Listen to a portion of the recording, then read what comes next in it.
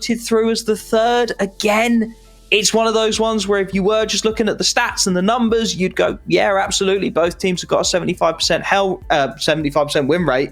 But again, it's about context. It's about ARCRED looking at Sinners, Newballs, Leon, Fluffy Gangsters.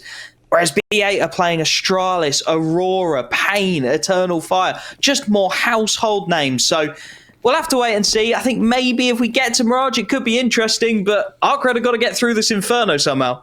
Exactly. I love this aggression coming out from NPL. I was hoping maybe we'd see a little peek down towards the stairs there, but nope, no such luck. Now, it's been very quiet so far. I was expecting a bit more firepower coming out, but no. Ryujin, the new kid for ARCRED, making a name for himself and making his way through down towards Boiler. There will be a little bit of a fight coming out here towards NPL, but the rest of his team very far removed and are going to have to shuffle on over. Yeah, I think just looking for a bit of an opening pick there, if we're perfectly honest with ourselves, and nobody really presenting it in the first few seconds. So now we look to group, and now we look to hit a site and pretty much just pray that it's not the stack, which is, luckily for ARCRED, looking to be the case at the moment. NPL sat in the apartments. I mean, he'll be able to stay alive here, realistically. Just needs to get the kill on Get Jekker, and then he's got a solid chance. The problem is he does have to stay alive if this is going to stand any chance in hell of being a retake. Does just that, calls the teammates over, and here we go. 4v5 in the after plant potentially for ARCRED if they can get that bomb down sooner rather than later. Still a little concerned about NPL, so taking their time with it. Kit will start to make its way over from Alex666, and, well, here we go. First retake of the game. Is indeed. And NPL staying alive here applies so much more pressure. The rest of the team does need to get a little bit of a hurry on. There's not any utility. Invested way too much into all the bits around it. NPL desperately trying to fight his way out, but so many eyes looking. Needs Senthiel to find some relief for him here. So many eyes, but no footsteps to be made. Now there's the first kill, one away. And there we go. Kills come raining in, but it's Arc's hold that stays on strong there. And a little bit slow from bait to the gun, but I like what they were going for. Just couldn't quite find the picks towards the end. Everyone just crunched down, bunkered down. And a pistol round to ARCRED. Yeah, it's an interesting setup from bait. I would have preferred maybe, I mean, I can understand getting the jewelies into the hands of NPL. That makes sense in the apartments, but just having the kit, no util to really get you back into a B-site retake, always going to be nightmare fuel. So would have maybe liked to have seen someone else, if you're going to go for this strat, sacrificing a little bit of armor, looking for a little bit of retake util, make something happen. Not to be. They will force up into the second, though, B8, clearly feeling confident with it. Up against a selection of Mac 10 and Galil's a bit of a gift box, really. And that banana control just going to have to be conceded. There really isn't the util at this point for B8 to try and contest. No, this is going to be a sitting on your heels and hoping you can hold when they get a little bit closer towards you. More than content to let them have this space, knowing that for now they remain in control. I like that they've moved Head Trick back on over here, sensing that there's absolutely nothing going on towards A. That smoke doing so much heavy lifting. And of course, everyone in apartments hears nothing, sees nothing, so the B players must have an idea and they need to be ready for something. It's all on this timing here. Alex has got a lot of util to stall this one out. First pop of the hit. Just starting to come through. Does bait out the first smoke. That's a nice little play from ARCRED. They don't commit too much util. Just a couple of those initial smokes go over the top. They've still got an opportunity at a second pop here, and here we go. Molotovs over the top. Hot flashes to get you through the smoke. Molly goes out in response from the CTs, and it is licking away at a couple of players here. Alex gets one. Head Trick in with another lightning fast shot, and Invisible has got to try and clear this backside. Crossfire, not going to happen. Ascenthiel gets one and done, and SHG does very well to bail his team out. Buys a little bit of space in the 2-on-2 with 25 seconds on the clock. Bomb still yet to be planted, and NPL knows it. He wants to try and apply pressure. Sat in the smoke, and through they go. That bomb goes down. It's 1v1. SHG low on health. Ryujin can't do a thing. And that force buy works out beautifully for B8. Ken Sizer, the man to clutch it up with a lovely start here on Inferno. Impeccable stuff. The fact that they managed to delay the bomb going down for so long is crucial because it allows that flag from mid to come on through and alleviate the pressure, and the trust there that you've done enough damage to let your teammate just round that corner, spray as you go. One of those bullets is all it's going to take, and that is a devastating round to be picking up there. And a conversion very nice. I was a little bit worried about the force. Second round force on CT after losing the pistol. It's risky. It is a dangerous game, but pays off pretty nicely. And now ARCRED, they decide that they're going to throw themselves back into this as well, and so the Force Buy war begins. It's a really interesting one, that second round Force Buy. It feels very map dependent at the moment. Inferno, one of those ones where utility's so essential that realistically, even a save into a third round buy isn't going to get you what you want. So you may as well roll the dice. You may as well take a bit of a punt at it. Hope you get a little fortunate, shall we say, in your timings, as B8 did there. Counter Force Buy, solid enough for ARCRED. Couple of AKs. I mean, Getjeka has really, he's been given the worst end of it. Glock, no armor, spends all his money to try and enable someone else, but with Ryujin getting tagged down early, potentially look to transfer that AK over to someone with a little bit more armor and then pop into a site, get the Tech 9 singing out early. You can see how this one might work. Yeah, it looks like he's just going to be holding on to it for now. Looks like a little bit of a run back, line up some util, and they have not let this get to their heads. That smoke coming out is going to halt them in mid, and so now got to figure out something to do. They've got the flashes to try get past it if they want to, but risky business, especially with that SMG close quarters. And now they've got to retake this apartment's control, but somebody's already there. The move over from B8 is impeccable, and now they're kind of just huddled in mid, trying to find something to do. And the Molotov, no, it's just more nails in the coffin. Oh, MPL got a little lucky there as well. Ken Sizer there to back his man up. The aggression really nicely timed from him to get a couple on the Galil. And what for a split second could have got sketchy is very rapidly calmed down. SHG, well, he gets one. I don't think that's who he was aiming at. But he gets his man. Traded out at the very least. Swapping the guns around. No point saving the FAMAS. It's garbage. B8 managed to grab an AK or two as well, which is lovely for them. And for ARCRED, it is the full eco to follow. One flashbang on Invisible. I mean, maybe try something. Like, you'd think into this round, you know, maybe we want to go for something like an apartments pop. Just pop into a site. The problem is, twice now in 3 rounds, we've seen B8 get, in fact, 3 out of 3. We've seen B8 get very, very proactive into the apartments. So can't really be risking going in that direction and looking to use the flash to get out onto site when you've got someone with a rifle right in your face inside the apps themselves. And, well, would you look at that, Ken Sizer on the MP9. Looking to make absolutely certain that they know he's there. Lovely nade comes in as well. Yeah, this is brutal from them. This entire side of the map is just not open for business. Very slow to leave spawn at the start there. TSJ is just going to run on down with the Glock. Not going to find anything.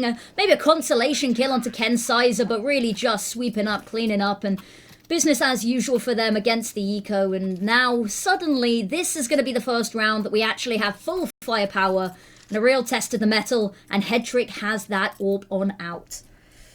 I'll tell you what, despite the rounds going against them, ARCRED have done a nice job of keeping that CT economy honest. I mean, the buy-up is still fairly substantial. If this one goes south, you could see a world where they get back into it early. It's a nice buy from them as well. 4 AKs, Invisible goes to the Galil. Don't really need to worry about not having an AWP T-side of Inferno. So happy just to take the AKs instead, and a Molotov early into the apartments. Again, just trying to counter that aggression we've seen. But this time it's going to be Headtrick. Expected him to get a little funky with it on the half wall. Man underneath him as well is a Senthial as he looks to take some control. This is a very intriguing, very active setup at the moment from the CT side. 2 into the apps as well. The Senthial gets his opening, and that draws a couple of crosshairs away. Invisible does very well to adjust to the situation, and Ryujin actually manages to nab another. MPL goes down, and suddenly this A site's looking a little vulnerable. It's a fast-paced rotate, though, and oh my goodness, the Senthial, if he'd gone a little bit further there, would have spotted the bomb as well. It was such a huge pick there from Ryujin to find, but actually it all comes to naught because Alex, the patience not to try, go for the trade, not avenge his teammates, just to sit still and wait for them to come to him pays off, because suddenly what was looking like a really nice setup for them, they've had to completely switch up and move over towards that B site, but still, banana control heavily under a Senthial's thumb. Oh, he's done really well here as well. Literally had a flashbang and nothing else to try and hold off that hit. Drops it, and you can see ARCRED just react to it ever so slightly cautiously. They back away from the angle when realistically they could have been running their man down. They are going to go for it again, though. And this is where the reads from B8 start to become an issue.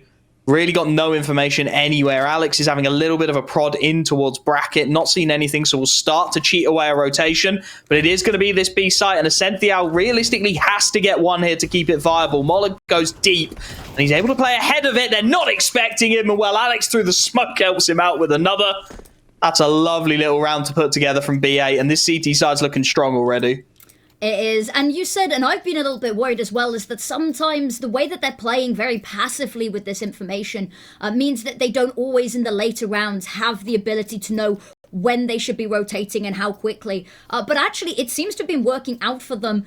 And the fact that you can just rely so heavily on that behold. Oh, a little bit of body block there. You see, B8's biggest problem in this round so far has been themselves. But no, Arc here back on the Tech 9s. I want to see something maybe a little bit faster, a little bit flashy over towards B.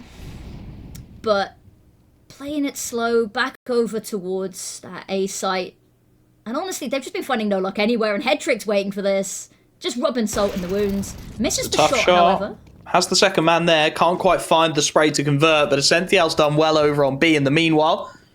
Deals with Invisible, takes the early man out, and I mean, at this point, you got two players posted up fairly aggressively on B. You should have a decent idea what's coming your way. Kenzia takes a good lick of damage, but then there's the double peek comes in. It's just really well orchestrated from BA. You know, we spoke about before this that maybe they weren't going to have too many reps on this map. Maybe they weren't going to be 100% sure how to play it. The timings would be a little bit off. They've put all of those rumors to bed very early on here, looking like a well-oiled machine. The bracket control is just not working out for the T side at the moment whatsoever. Every time they've gone to A, it's been a shutdown, and this round's going to be no different. Nope. That bomb is nowhere near retrievable. You've got so many people watching, and something that I really like about this is leaning into the bait style here, is that they always have this setup that somebody goes for a fight, somebody else is round the corner, has made no info, no knowledge that they're there, steps out of the shadows whilst they are hyper-focused on finding this kill. And not even necessarily baiting there, but just using their teammates as opening opportunities to find backstabby sort of shots. And I really like it. They're playing really nicely off of each other. And sorry, I don't know if I didn't hear the chicken sound. Did he just go for a knife on the chicken and miss? I think we're just going to let that be. Mercy kill on the chicken. Not concern ourselves too much with it. Invisible, he wants to play this smoke. He wants to get pot flash through it. Instead, it's a HE. And, well, an attempt at an AK wallbang is brave from Essential, to say the least. Alex traded 1-for-1 through the smoke is actually a pretty positive start for ARCRED at this point. It's going to force the CTs into a 2-2 split. Invisible will bog down himself an AWP. And it does put a lot of pressure over towards this A site very early on. You've got Kensizer playing fairly passively on top of the balcony. Headtricks worked his way onto long and is just holding the angle. You can see the reaction from BA. Essential is going to start to make the rotate in, but he's not going to be tested just yet. They're creeping up short at the moment. Here comes the util, and it's all on that apps player realistically, and Ken Sizer does beautifully. Grabs two. It's an awkward shot from Headtrick that does not land. And suddenly, out of nowhere, this A-site pop's worked out. It's a 1v2 situation for MPL. There is util, and there is a low HP bar on the board to maybe start to tempt him into this. Nobody going to give him a pick or any kind of advantage, though, as he slow creeps his way towards the apartments.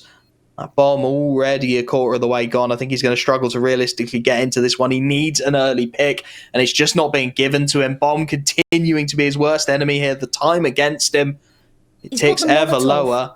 He has got a molly. Maybe he could use it to clear out, but I think that bomb's just too far gone at this point. He was hoping that someone would give him something. Instead, his plan is to maybe look for some exits at this point. Can't even manage that. ARCRED get themselves a round, and a desperately needed one as well. Ooh, but they both died to the bomb. I like this. I think just a little bit of the speed. We said it, you said it, you called it that whole time. Is that time already a quarter gone, already half gone? And there was nobody apps, and he was playing it very safely there. If you want to go for a retake like that, you need to just have a little bit of confidence. You need to just put the W key down a little bit. But the fact that he manages to trap them there, keep their attention long enough that they all die to the bomb, you can tell that their money's not in a great place. Like, this is not the buy that you want to be going into after you finally get another round on the board after that pistol. And that HE, oh, it hurts.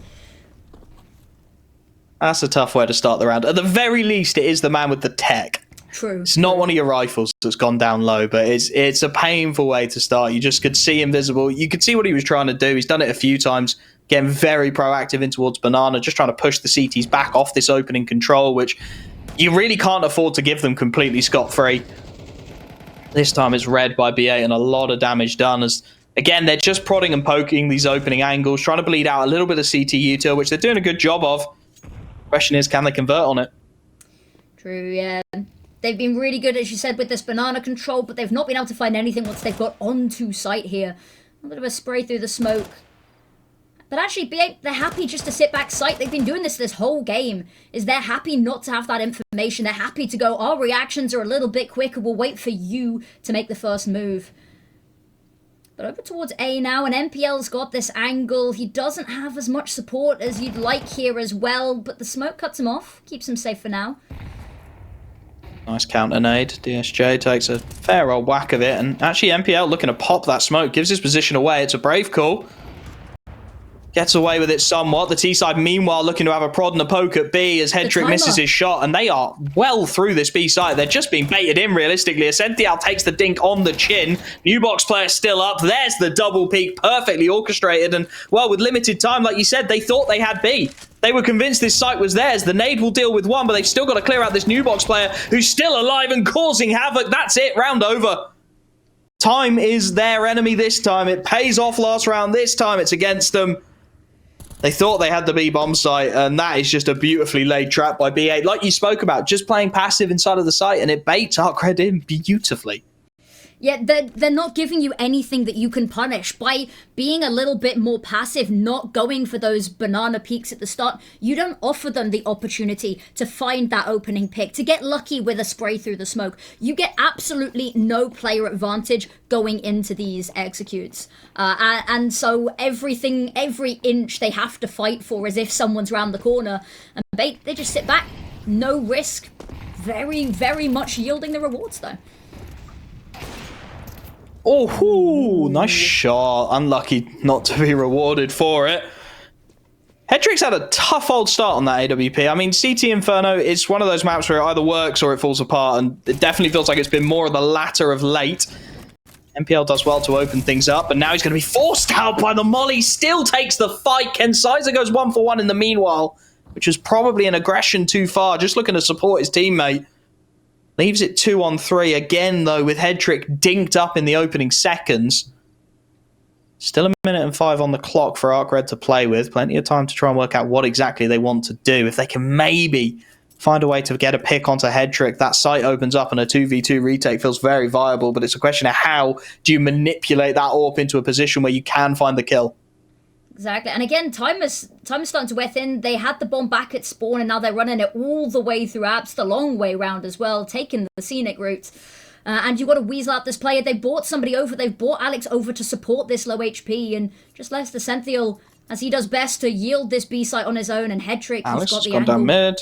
Alex has gone down mid, so it is all on the AWP here, realistically. He's got to hit this shot. Low HP, can't land the first. Shoulder peak baits him out, and now he's stuck inside a site. He's got to buy time, and he can't. Low HP will be wallbanged down. Alex is a faster rotate than they might expect, but how much can he realistically get out of this? He's into the apartments faster. Senthial joins him up bracket. They need an early pick again. Alex and Ascential, both with Molotovs, can look to clear out that pit position and isolate the site fight as SHG picks up Hedrick's fallen AWP. And here we go.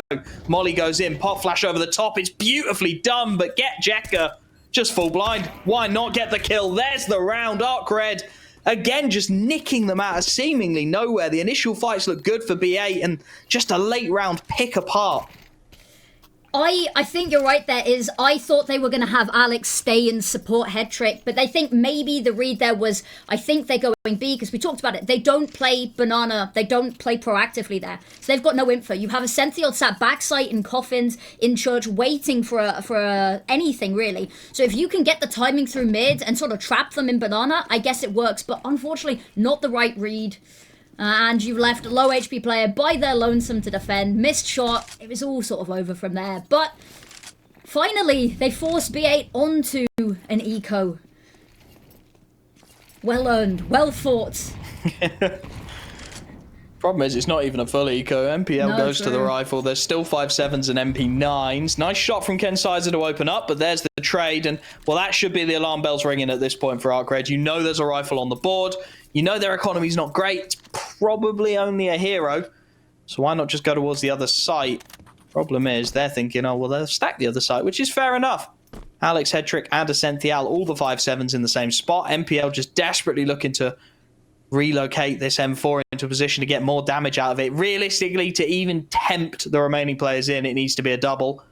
The more the merrier, as this Apps pop looks to come into play. Yeah, this is going to be a little bit brutal. Maybe able to catch a player here. No, the footstep! Oh, it's all over. Nothing really that you can do here. Run, go join your teammates and keep this M4, yeah. Well, this gets very dull for 30 seconds as ARCRED look to clear all their corners. It's not even going to be 30 seconds because we've got to now wait the whole bomb timer. Lovely! So how are you on this fine day, Wolfie? I would be better if I wasn't watching Inferno. But there we are. Sometimes you got to do what you got to do. I'm with you. We were talking about this, like, Inferno for AWPers, like, when CS2 hit, Inferno got ruined, and the AWP got damaged severely as well. So if you were, you know, a player on a team, you're an AWPer on a team that just heavily favoured Inferno, it was the worst of all worlds for you. But, I mean, I miss it. I miss the Go days. You know, when best of ones would almost always come down to this map. I miss it. Who doesn't? Who doesn't miss the good old days? But I think it's just nostalgia ringing through at this point. True, yeah. You watch it and you go, wow, the graphics really were terrible for its age. And yeah, this does look a lot better. Fourth round on the board for ARCRED, though. We can start talking about an actual game of CS again for a little bit. The buy will start to come in. MPL, of course, saving himself the M4. Rest of the buy will go across the board. Hedrick goes back to the M4, which, to be honest, isn't a bad thing. He's not got a kill since he had the AWP out. I've just realised that. It's a nice little buy for B8, and it's one where they'll look to stabilise, you have to imagine. They've looked very, very solid when it's worked on the CT side. There's just been a little bit of, I don't know, sleepiness under the eyes, a couple of missed shots here and there, a couple of trades not working out how they should, and that's gifted ARCRED a handful of rounds that, if we're being brutally honest, it doesn't necessarily feel like they've earned. It's been a tough old slog for them in this first half. A couple more would really be the icing on the cake, though, as they take top banana control early. They do indeed. And Alex, maybe having a little bit of a jump up, trying to make sure that there's some level of greeting party for them.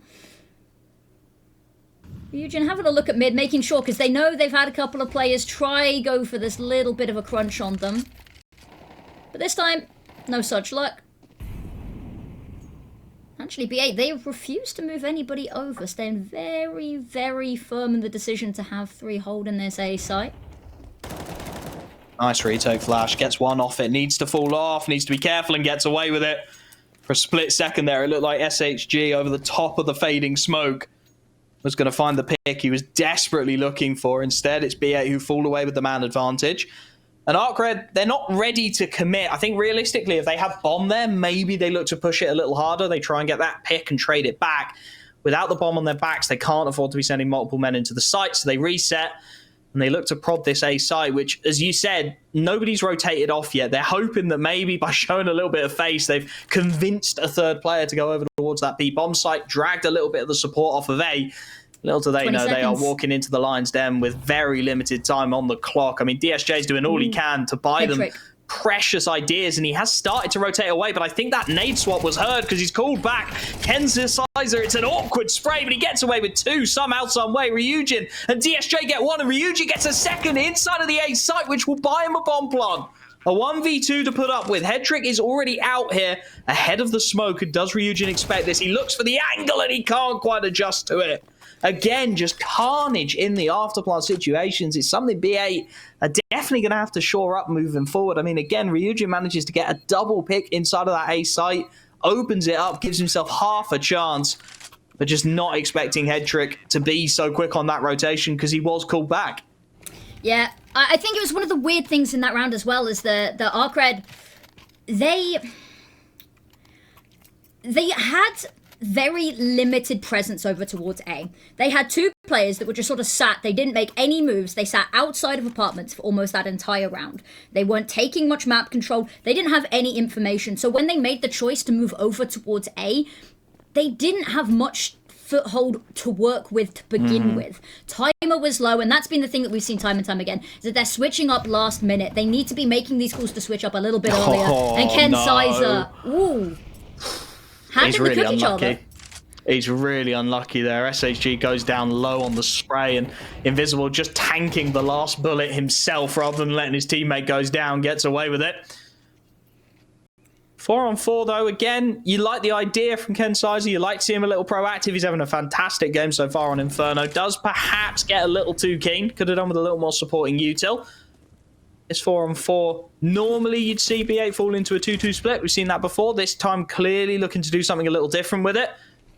3 players over towards the A bomb site, just trusting Alex with that util. Smoke goes down. That'll buy him a good 20-25 seconds. Molotov there, available to follow up. And again, ARCRED have yet to pick up the bomb. They're just poking a couple areas of the map, seeing what they're given. They'll trust that they can rotate that bomb in late, which has been both a blessing and a curse for them. Another smoke is single-handedly this utility has shut down any chance of them making a foot towards B. And they've fallen away. It does look like they're going to go B. Yeah. Alex could be in a lot of trouble. He's not got any info to call a rotate on. B8 are confident enough that it's A, that they're going to sit in their stack. 25 on the clock. The Molotov, well, it might be Alex's saving grace here, but he's not given any sound cues. There's nothing he can do with it. There it goes. That will be the sound cue, surely, as he hears a player licked up by the flames. 15 seconds on the clock. It's a very late execute again for ARCRED, and there's bodies here for the CT. Cypher head trick once more, misses the AWP shot. His teammate goes down.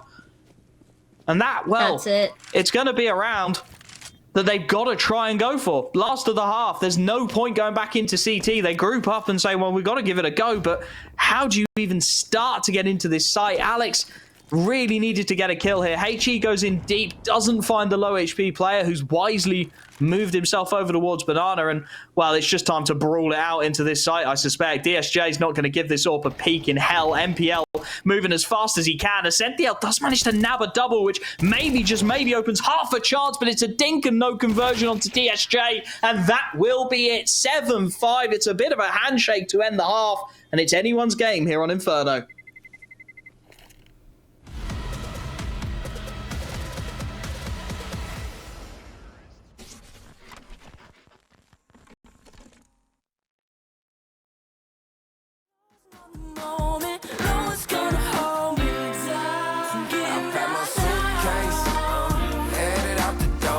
Shoes laced, 2,000 miles away from home. A couple dollars in my pocket, never stopped the boy before. I load my bags and hit the road.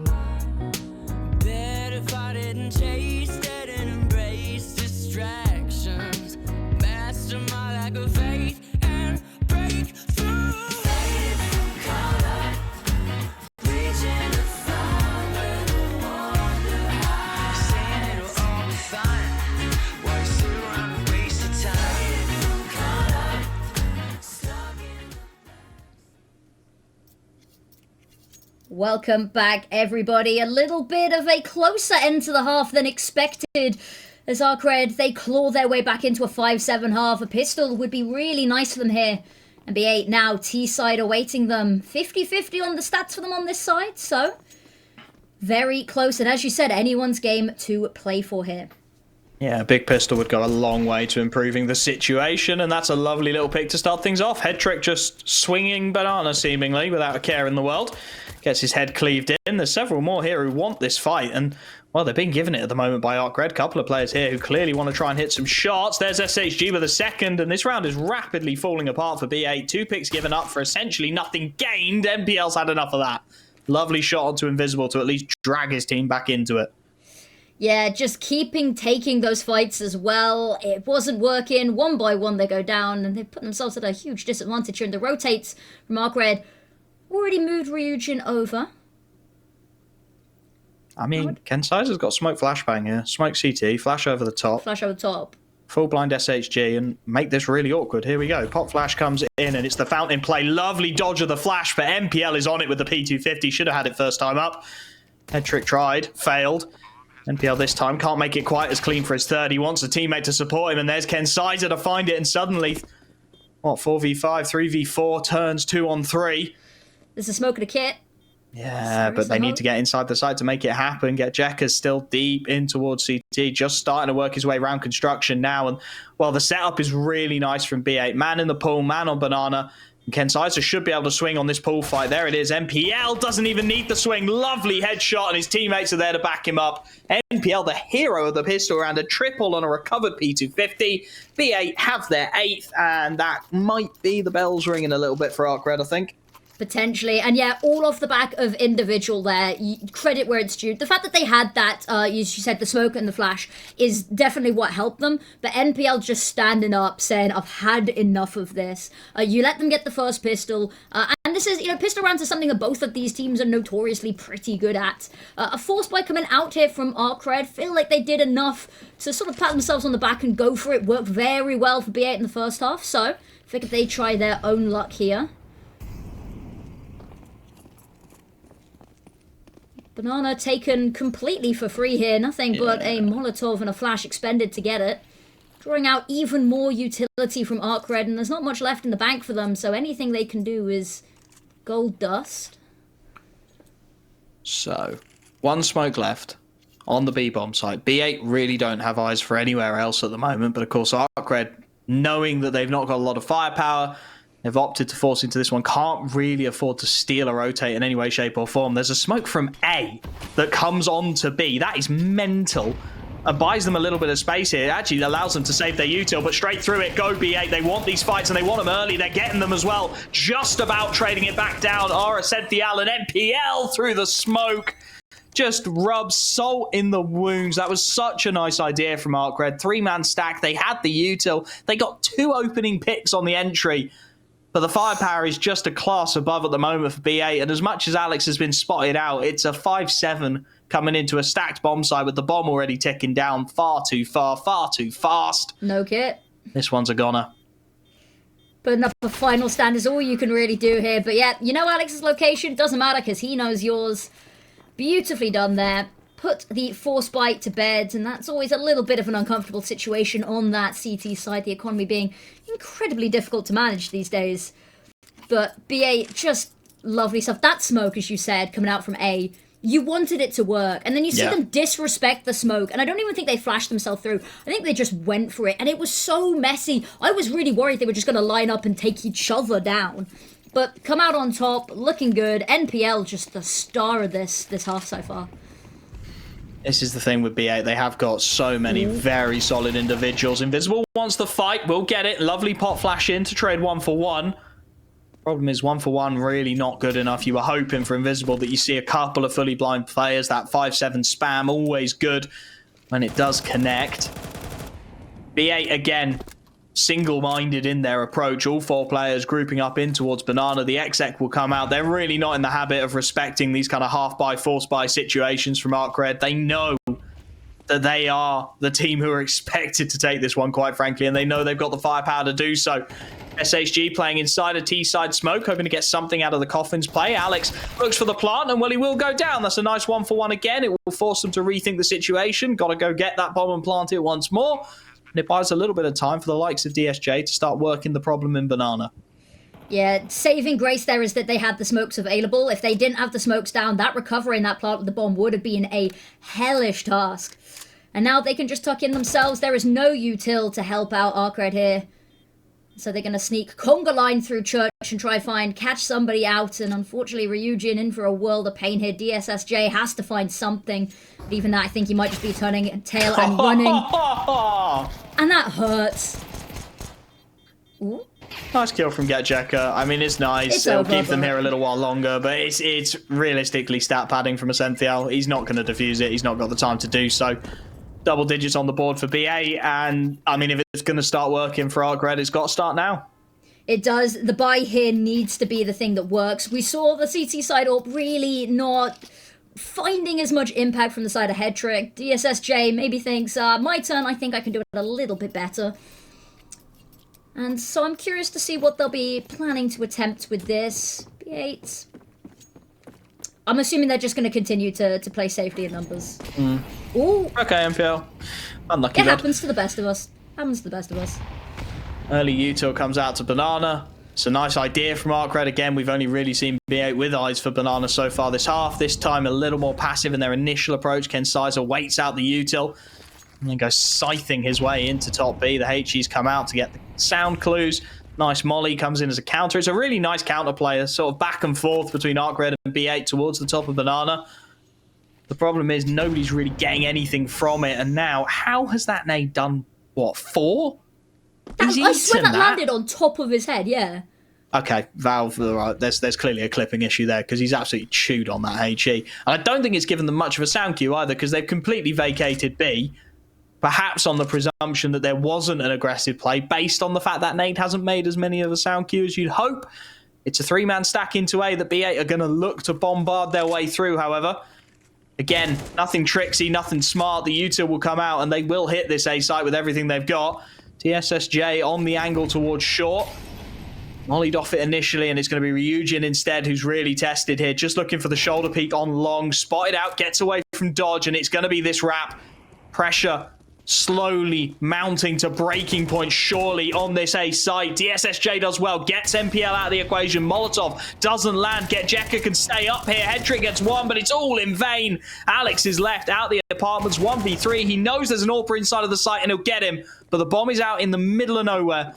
So as he punches this down, he will just about get the plant. Fast-paced rotation, but both players playing together makes this surely an impossible task. Flashbang's beautiful. There's the first, and oh my goodness, can he do this? Last man isolated behind the boxes. It's a laboured spray, but he does. A 1v4 clutch up from Alex. B8 have their 11th, and that is just brutal for ARCRED. Masterful stuff coming out. I don't even... It's the smoke coming out at the right time. The fact that he catches both of them. And as you said, you know, they're both playing together. Surely it's all over. But no, actually, them playing together means that he catches them both. 4K clutch. What do you even say to that? Because ARCRED, they played that as you should. They played that by the book. It should have been theirs almost any day of the week. SHG. Smoke. Are you going to peek this? Do you really want to? Does I wouldn't. Yeah. Kenzie is going to double down. Kensai is going to double down, sorry. And now 3. Left somewhere. Okay, a little bit of counter-aggression's a nice idea, but realistically it is in vain. It's one of those situations, again, where you're 3v5, so right, we're going to roll the dice a bit. Maybe we get lucky and catch a timing, but it's just not to be for ARCRED here on Inferno. 12-5 down. B8... I mean, realistically, we came into this saying there's a skill gap here. We came into this saying there's a skill diff. There is a skill diff, and it's being shown brutally here as, well, you're getting a little excited about AXM, I'm presuming? I am getting very excited about that AXM. I haven't seen one so far, first of the year. And it is a Hail Mary if ever I've seen one. The best kind of XM. I mean, where's he even going to take it? He's playing sight at the moment. I'd maybe sit back on the boxes, but where you're playing right now, you're relying so heavily on Jekka to protect you from apps. I don't know. Maybe just play sight and hope that someone gets you. I don't know. You're not playing up on the... Who knows? I think who knows is the correct response to this. Ryujin spots them out on long. Again, B8 being pretty just single-minded in their approach here. They have actually left a lurker towards B this time. There's the first. The XM's miles away from the fight, so it's a freebie to double. Get Jekka, yes, he'll be able to trade it out, but now he's forced off his angle, and Head Trick gets an absolute gift of a shot there. It's really nicely manufactured from B8, and I mean, it was nice to see the XM. We saw it very briefly before it left the server, and well, it'll be ARCRED leaving shortly after. 13-5, B8 with an absolute stomp to open their account here. Magnificent. And Kensai's, I think I saw there, 141 ADR. That is beautiful. But we got a little bit worried at the half because a bit closer. And I think if you're ARCRED, it's just more across the board, unfortunately. There were little moments, there were little clutches and half opportunities that really made you feel like maybe they had something in the bag there, but at the end of the day, nobody posted a positive rating. And that fundamentally is going to be an issue, right? If you're not hitting your shots cleanly enough, you're not getting your frags, nobody's going positive in the KD. Someone's got to step up and fight for ARCRED, and that's what we desperately need coming into this T-side pistol.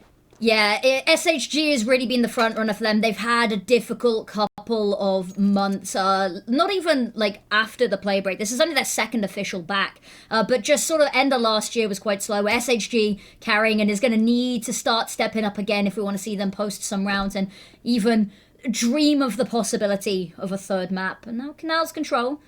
A little bit of a poke out of connector there, but they are just going to give ARCRED the space to have a little bit of fun here.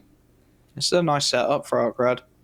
Pop into this B-bomb site. Only two players here. Kensai's, well, he's either got to hit the insta-shot or fade out. He does neither. Sticks around half a second too long. Does very well on the fadeaway, but now he's isolated and, well, Get Jekka and Ryujin will punish.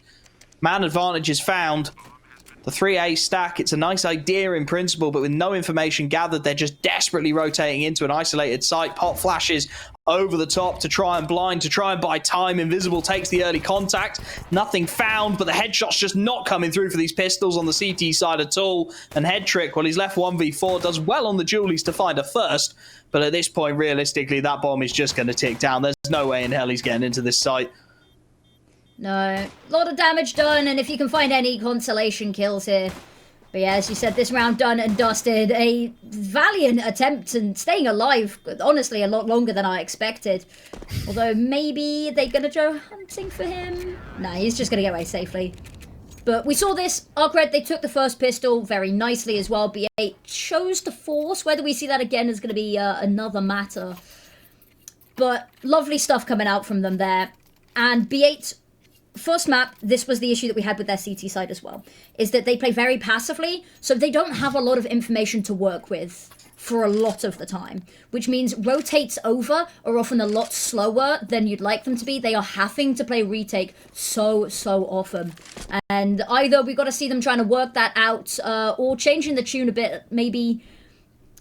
But if it continues like that, where they have no information and they rotate, 10 seconds after the bomb's even planted, tough. Yeah, and that's a rough old spray as well. Get Jekka finds himself a double. I like the idea, and it is a bit of proactivity from the CT side, which, I mean, you talk about Anubis, it's a map where you have to be proactive on your CT half. You can't afford to just sit back and get executed into because you'll lose all 12 rounds that way. But that one doesn't work out. Would have liked to have maybe seen a flashbang to enable them to get out of that peak. The HE was a nice idea. The damage is good, but it just needed a little bit of icing on the cake, realistically, if they were going to make that into something.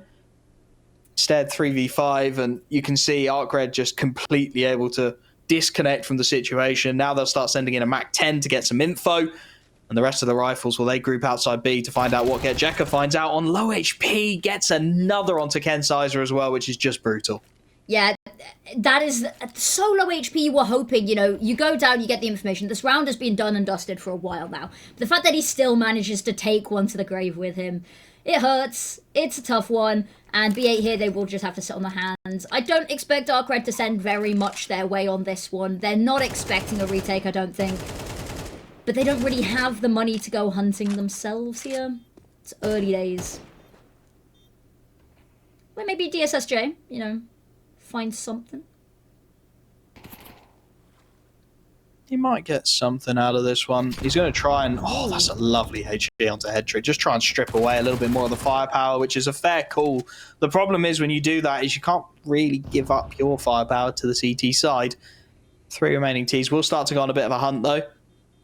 Working their way down into the canals. Not really going to have enough time to do anything with it. It's a second round on the board for ARCRED and a little bit of a T side to start. Maybe kickstart some belief. Nice HE again, but just not quite enough. These have been brutal, the HEs. We talked about the clipping over on Inferno, but, you know, if that had landed and done damage the way that we think it was meant to, it would have been another one to add to the list. But yeah, just chipping away at it as well, making them hurt. There's not going to be much else to support them in this round. Money is in a dire situation. So for this, B8, they're just hoping, praying that maybe you can find an opening pick, steal away a weapon. And they are spreading themselves fairly thin across the map on this one. Actually, no. It's a lie. A little bit misleading there from me. Yeah, it's just a slightly different CT setup, really, and yeah. I think it's fair enough. ARCRED have really only hit the B-bomb site so far, so let's put 3 there and see what we can get done. Here comes the swing, and it's a nice one from Ascenthial on that MP9, but he can't quite rein the spray in, and well, MPL, that's brave, mate, to say the least. Flies out the window, can't quite get it done. Get down, Mr. President. Alex and Kensas all left to try and just pick up the pieces. Back 10 from SHG, making sure that's not going to happen. And now Alex, well, he's looking very lonely over on the A-bomb site. Yeah, he's just going to sit there looking pretty. ARC actually haven't made steps towards planting the bomb. They've just decided to sit and wait for now. But it looked like such a good opening to start with them getting that advantage. It's the fact that they expend 3 to try and take down DSSJ, and as you can see, he's still standing. I love the Hail Mary from NPL. If it worked, we'd be singing his praises, but it was incredibly cocky. But yeah, the fact that DSJ gets 3 there is... If it had gone another way, if they'd managed to find that long-range kill, we could have seen an entirely different round. That's not how the cookie crumbled. It's all if, buts, and maybes, but... You got to make sure that going into the future rounds, yes, this was a very limited buy, saved over SMGs, but as long as this is not a recurring theme, Alex does manage to find an MP9, which is, it's going to bode him well, because money's not in an amazing spot for him, personally. If you could get an exit or 2 on this, it'd be really nice. Farm up a bit of cash, grab a rifle. Not sure ARCRED are going to give it to him, though. And yeah, bomb radiuses on Anubis mean they can just hang around inside of the site. DSJ looking much, much stronger than he did on map 1. 5-1 at the moment. Very crispy with that Galil. And, well, here we go. First buy is up, and Hedrick has got a decision to make. It is to go for the big green early. Have to see if he can have some impact with it. As we said, rough old time on Inferno, but it's arguably understandable. It's a tough old map to warp on. This one may be a little bit more opportunity for him to be proactive with it. And, well, he's going to take it. Where is he going to take it? Over towards mid to start things off. And unfortunately, not going to get a chance to particularly use it in this early round. DSSJ, orb of their own.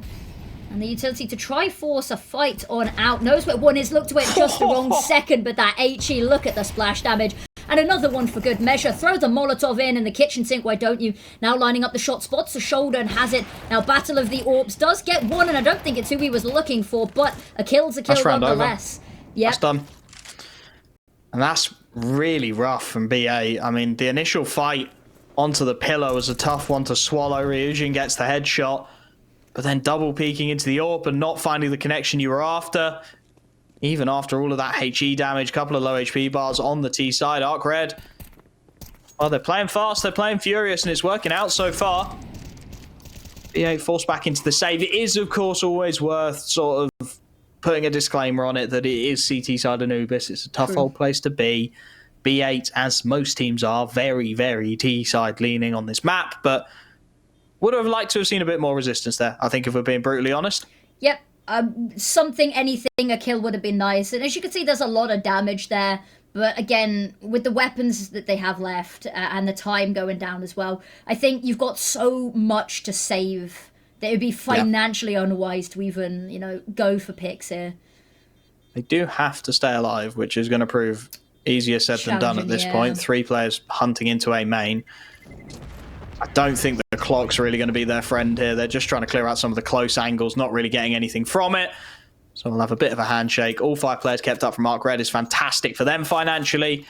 And well, it's decision time for BA. I mean, you're 4-0 down. Your map pick after a very, very strong showing on map 1. Where are those individuals going to come and fight from at the moment? I mean, MPL 7 ADR, Headtrick on 52, Alex on 23. You know, you need some players to start stepping up to the plate and having big rounds here. Exactly. In the words of G2 Taz, we just need to get some rounds. But lovely utility coming on over there. It's going to stop them even taking that initial control. As you can see, Alex having a little bit of a look, knows that they've got some breathing room. And actually, they're just going to shut down this entire wing of the map. Force them over towards that B site where they know they like to play, and they have got more players stacked up on 2. That bomb has been forsaken for now. And I'm hoping this time they're a little bit more conscientious of making sure they do pick up that bomb earlier, which does look like they have done. I'll tell you what, BA are just getting punished on the reads at the moment. They've gone for a 2-3 split this round, no mid presence whatsoever. And where have ARCRED opted to put the majority of their forces? Oh yeah, right into the B-bomb side. That's nice from Alex though. A double in towards A main, isolates this mid fight, which, well, they got a lot of control for free, but they've lost the extremities in the meanwhile. And for Ryujin, he's got to try and take an early fight. He's got to try and put some pressure on with SHG to allow that AWP of DSJ to realistically get anywhere near this bomb site. And there it is. There's the opener. Now MPL out on an island, has to do it all and does. 2 lightning fast kills to leave SHG alone on site. 4 players just pincering in on his position. I mean, MPL maybe goes a little wide and a little keen, but who can blame him? He's just had a lightning round, and well, we wanted the individuals to step up. There we have it. 2 from Alex, 2 from MPL. SHG there just missed the timing to stay safe, and if he had kept quiet there, might have worked. But also the HE grenade just lands right on top of his head there. I don't know what the sort of spider sense that gave them the foresight to throw that, but lands on his head. It would have been all over there anyway. But yeah, individual stepping up gets them the first round on the board. Is this the vein that we continue to see? Maybe. But as you said, the reads, that's where they've been being punished. Now they're going out to canals. In my mind, I saw Essential stood in the fire there. Oh, lovely shot from GetJekka. Opens it up. I mean, Ken Sizer had a ton of control into the canals, but he's had to abandon it now the pick's gone. And, well, you can see Invisible working his way back out. That's a tough opening fight to lose again. A main control conceded, and ARCRED off the back of it just disconnect from all their opening aggressions. There's so much damage done, but yet to find a conversion on the CT side.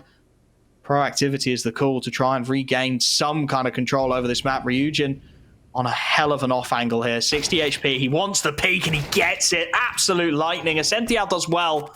Trades it and actually manages to fall off, which is far more than you realistically could ever have asked of him. This head trick goes for a little bit of a wander here.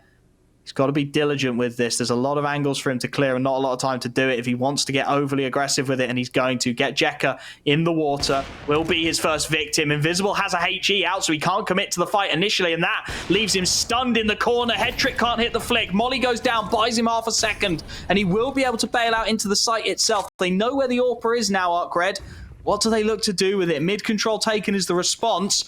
And Ascential's going to be put under yet more pressure here. It's the A-split coming in. Ascential's got to do it all. 1 bomb down. Now DSG next up for the fight. And Ascential's up for it. Bomb dropped in mid. 15 seconds on the clock. Loud footsteps from Invisible. But he's got himself the kill. And that opens up an alleyway if he's swift with it to get back into the bomb site. Or does it? He's out of this round. Ought to be saved. And a second round for B8 that they have scrambled to win. Just incredible. So I'm not really sure where to begin with a round like that. Invisible saving the AWP, that's the silver lining for them. And really, maybe the fact that they did a fair bit of damage here as well, but even that is kind of a consolation prize. The economy is being kept humble, but you're allowing B8 to build up this momentum that absolutely ruined you on that first half. But they've been really good. They've been finding these opening picks. They've just not been able to capitalize off of any of them. And as you said, it's just been the individuals, hasn't it? They win the opening fights off the back of teamwork, great utility, and then somebody comes along, bosh, 3k. And, you know, that's not really in the strap book, is it? You know, if they go a 8 times in a row you put more people A, right? There isn't a strat for NPL just stands in mid and kills everyone, right? Yeah, it's tough, and I mean that head trick timing as well. Catches invisible with a nade in hand. Jekka goes down, then he can drop his molly and fall away. It's just little moments like that that aren't quite going ARCRED's way at the moment, and when it rains, it pours. BA able to find the conversion off the back of it. This time it's Essential opening things up in towards B main.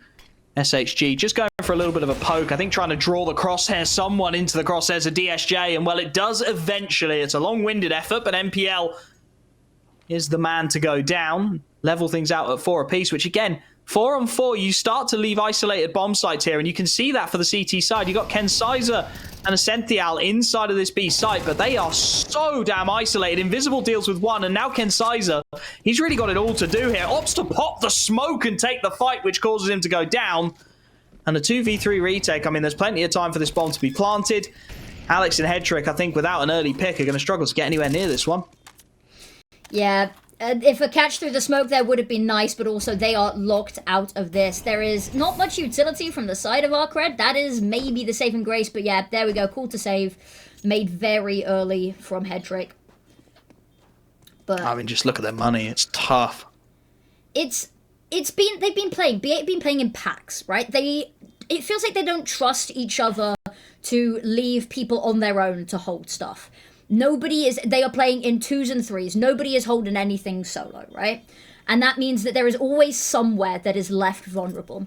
And ARCRED have just had amazing calls on finding where those weaker areas have been. We talked about how they were really passive with banana control, for instance, over on Inferno. They didn't particularly care for taking those fights face to face. They throw a little bit of utility, but for the most part, they just sit really far back. They're doing the same with A main a lot of the time. And that means they've got no information there. We're seeing repeat patterns of behavior, and some rounds it's working. ARCRED, though, they're just finding these small glimmers of weakness and driving home the point. So I'm excited to see this. This is a lot better of a showing from them on the second map, I think. Although that's exactly what we said on Inferno during the first half. So I'm gonna bite my tongue for a sec, actually. Lovely flash on out there, and breaking the smoke once again. I say that, actually. Nade's not going to go that deep. This is going to be fast B. If they don't clear MPL, then it's trouble time. And indeed, they don't. A double spray down. He's still not been cleared. How is he still alive? NPL, the communications get muddled from ARCRED. They go for the fast B pop. And all they do is pop the bomb right up into the hands of B8. You've got to clear your corners, lads. And there's the punishment from the CT side. DSJ left out on no man's land. I think if there wasn't a minute and 10 left on the clock, he'd be looking to save that AWP, but they know he's the AWPer, so already you've got a man in spawn, you've got a man posted on mid. They are going to make sure this AWP goes down by hell or high weather. Yeah, this is... You don't get out of this round alive. But yeah, as you said, they all run through the smoke. They disrespect the smoke, and the fact that you have no one even running and clearing that angle. There we go. That's a huge faux pas. I mean, the first guy going down is forgivable. Yep. MP9 close range. The second guy has to find the trade. That doesn't happen. And then if that doesn't happen, the third man has to turn. It's sort of, and it's a horrible situation for him to be in, because he's expecting the peak from E-Box. He's seen 2 in there. He's heard all that information from the HE and the Molotov, which is exactly what they're designed to do. But if you've lost 2 teammates, you've got no choice. You've got to pivot. You've got to try and find that trade kill. Doesn't come through. Third round on the board for B8 and a half buy to follow from ARCRED. It's still a decent buy for this kind of a map. I mean, there's 3 Tech-9s about to bomb it into the B-bomb site as fast as they possibly can. Essential is ready for it. It's a question of how early can he get that Molotov down and how much can it do to try and stop this very push. DSJ, util over the top. Here it comes. Molotov goes out. They manage to get to jail, and now they look to flood the site. A 2-for-2 trade. Make that 3-for-2, and the site is theirs. Man advantage situation. Rifles all over the shop. And I tell you what, I don't think B8 can afford to give this one a go. No, I don't think they can. There's a lot of money in the bank for a couple of these players, but it is going to be weird across the board. It is not going to be able to be a full proper buy if they give this away. So, yeah, sit on your heels, save. Headtrick can pass over. The rest of the team, it's just going to be messy either way. They are looking to maybe try trap them into this site. You can see that Hedrick's just posted up. Yeah, I mean, with the bomb radius, he's really not going to be able to do anything. It's Anubis after all. I don't know, that sort of felt like the wrong setup to me for an anti-half buy, force buy, whatever you want to call it. You should know roughly where the opposition's economy is, and that close player with the molly in hand, yes, he gets the molly down, but a close pop flash, you haven't got time on Anubis. On the B side, the timings just simply aren't there for you to put that molly down and for it to really do anything meaningful. So essentially, he just gets flashed off, has to fall back off the angle. The second player then has got to watch simultaneously E-box and main because his teammate's been full flashed off it. They do what they can, and quite frankly, they do very well to trade 1-for-1 down the line, and then a fast tempo rotate gets his head caved in. But you would argue that maybe playing 5% more passively in towards the site itself would allow them to fall back and regroup rather than getting caught in a very ugly scrap, which, well, is exactly what happens to ARCRED on the other side of it. Alex, again, just wandering into a not expected on the timing, an early double kill, and all that praise from ARCRED goes to Now. Yeah, I like that they switch it up. It's the keeping them on their toes, the sudden change of pace, just to throw ARCRED off. These are going to be nice little rounds for them to find here. And if you're ARCRED, you've got a lot of space over towards mid. You know that you've been given a lot of freedom in this part of the map. Almost the entire half. So maybe you try push this, especially with that first kill from Jekker. If he can find another, but he doesn't, NPL, there's the trade to try keep some semblance of normalcy in the game. And Hedrick posted up. We said this had to be a redemption map for him. It hasn't been so far. Nice little pick here would be the cherry on top. Oh, there you go. There's one. Eugen's going to reset his angle. Fancies a bite at it as well. So a couple of kills off the AWP just to build Hedrick's confidence up a little bit. Yeah, that's exactly what you need, is sometimes having those, maybe not necessarily easier. You know, the first shot, maybe the second one, having the readjuster already have come through. But having moments like that, getting a couple more on the board, it's a nice little confidence booster in the background. It helps them just sort of take the weapons out of their hands. It's a confidence booster. It gets them one round close to tying this up. Because honestly, even 4-8 half, it's not ideal. But also, even if every other round now, the last two go horrifically wrong, you're still not in the worst position. This is recoverable. This is redeemable. You're not crying yourself to sleep over this. Yeah, exactly that. I think 5-7's perfectly serviceable. Yeah. Definitely feels like B8 have had the upper hand in moments. There's been some nice ideas from ARCRED. They've had some nice set strats and plays, but the individuals, again, the gaps have been there and B8 have been abusing them. So I think even though the scoreline is as it is and could potentially be very flattering for ARCRED by the end of the half, it's still tough for them to really call this a victory at the moment. SHG, what are you doing, Ken Sizer? You just needed your gun out there, lad. And, well, they try and fight him, and now he does have his gun out, so he finds himself an opening kill. SHG's already brought down low. He's got a choice to hang around or bail, and he bails out of the site with a man advantage for his team, and that's really nicely played from B8 again. Yeah, so Ken Sizer's a really aggressive peaks. Maybe raised a couple of questions, been like, you are caught wide out in the open if anybody peeks here. But yeah, moments like that, managed to make it work, and does have the sense to pull back with their life. Now, Hedrick, there's a tag through the wall. It's not quite a kill. Won't be able to find it either. Is just going to back off, try to stay alive. Get ready for the next. It's another miss. Molotov to try put space, and it's going to be the pistol that gets it done. And now the rest of the team just helping ARCRED fall in line. SHD needs to find a pick here, but met with brutal aggression. And a 5th round on the board. Yes, the buy wasn't amazing, but the fact that 5 walk away from that round alive, ARCRED struggling, and look at the money for this final round. Yeah, realistically, this is time for your set strat miracle, like we saw with the Tech9s over towards B. It needs to be something special if you are going to have that 7th round on the board. 6-6 will be a tough old place to come back from. B8, as expected and as explained, very T-sided on this map. So it's going to be a tough old second half if you can't find the 6th, and then maybe convert the pistol as well to give yourselves a little bit of breathing room. Early aggression is called. An early drop into the canals is red, and Ken Sizer, well, he continues in his winning ways. The stats aren't quite as flattering here, but he's still been on very, very solid form. And you can see ARCRED, it's pretty much the same playbook here. 3 outside of B. This time, no flashbang to get them in, and this time a ton of damage done before they even gain entry. There is so many bombs here. Hedrick does have to switch to the Deeg, and that makes it a bit sketchy. As 2-on-2, they manage to break their way through the site. Hedrick, again, just not quite able to rain those shots in. And it leaves Alex and MPL 2v2 on this retake. Rifles recovered. Ryujin wants this fight. He's going to be flashed off it. They're both looking for it. And they're going to swing right into the crosshairs here. Ryujin does very well, and they can't quite find the trade. It's another miracle. And a 7th round that ARCRED desperately needed to keep their hopes alive.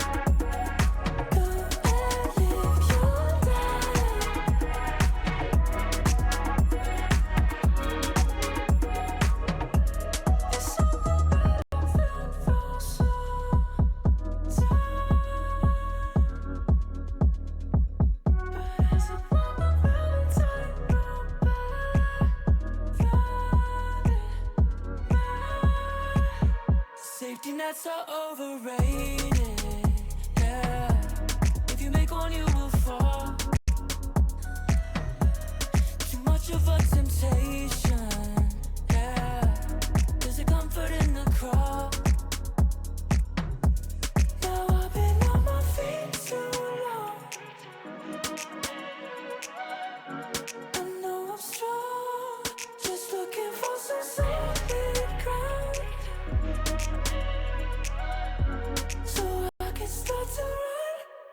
I don't wanna be tired, moving so bad, I don't wanna be tired. Feels like it's my time. I don't need your light.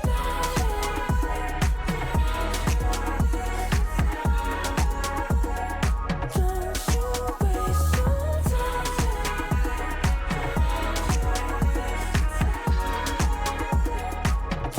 you waste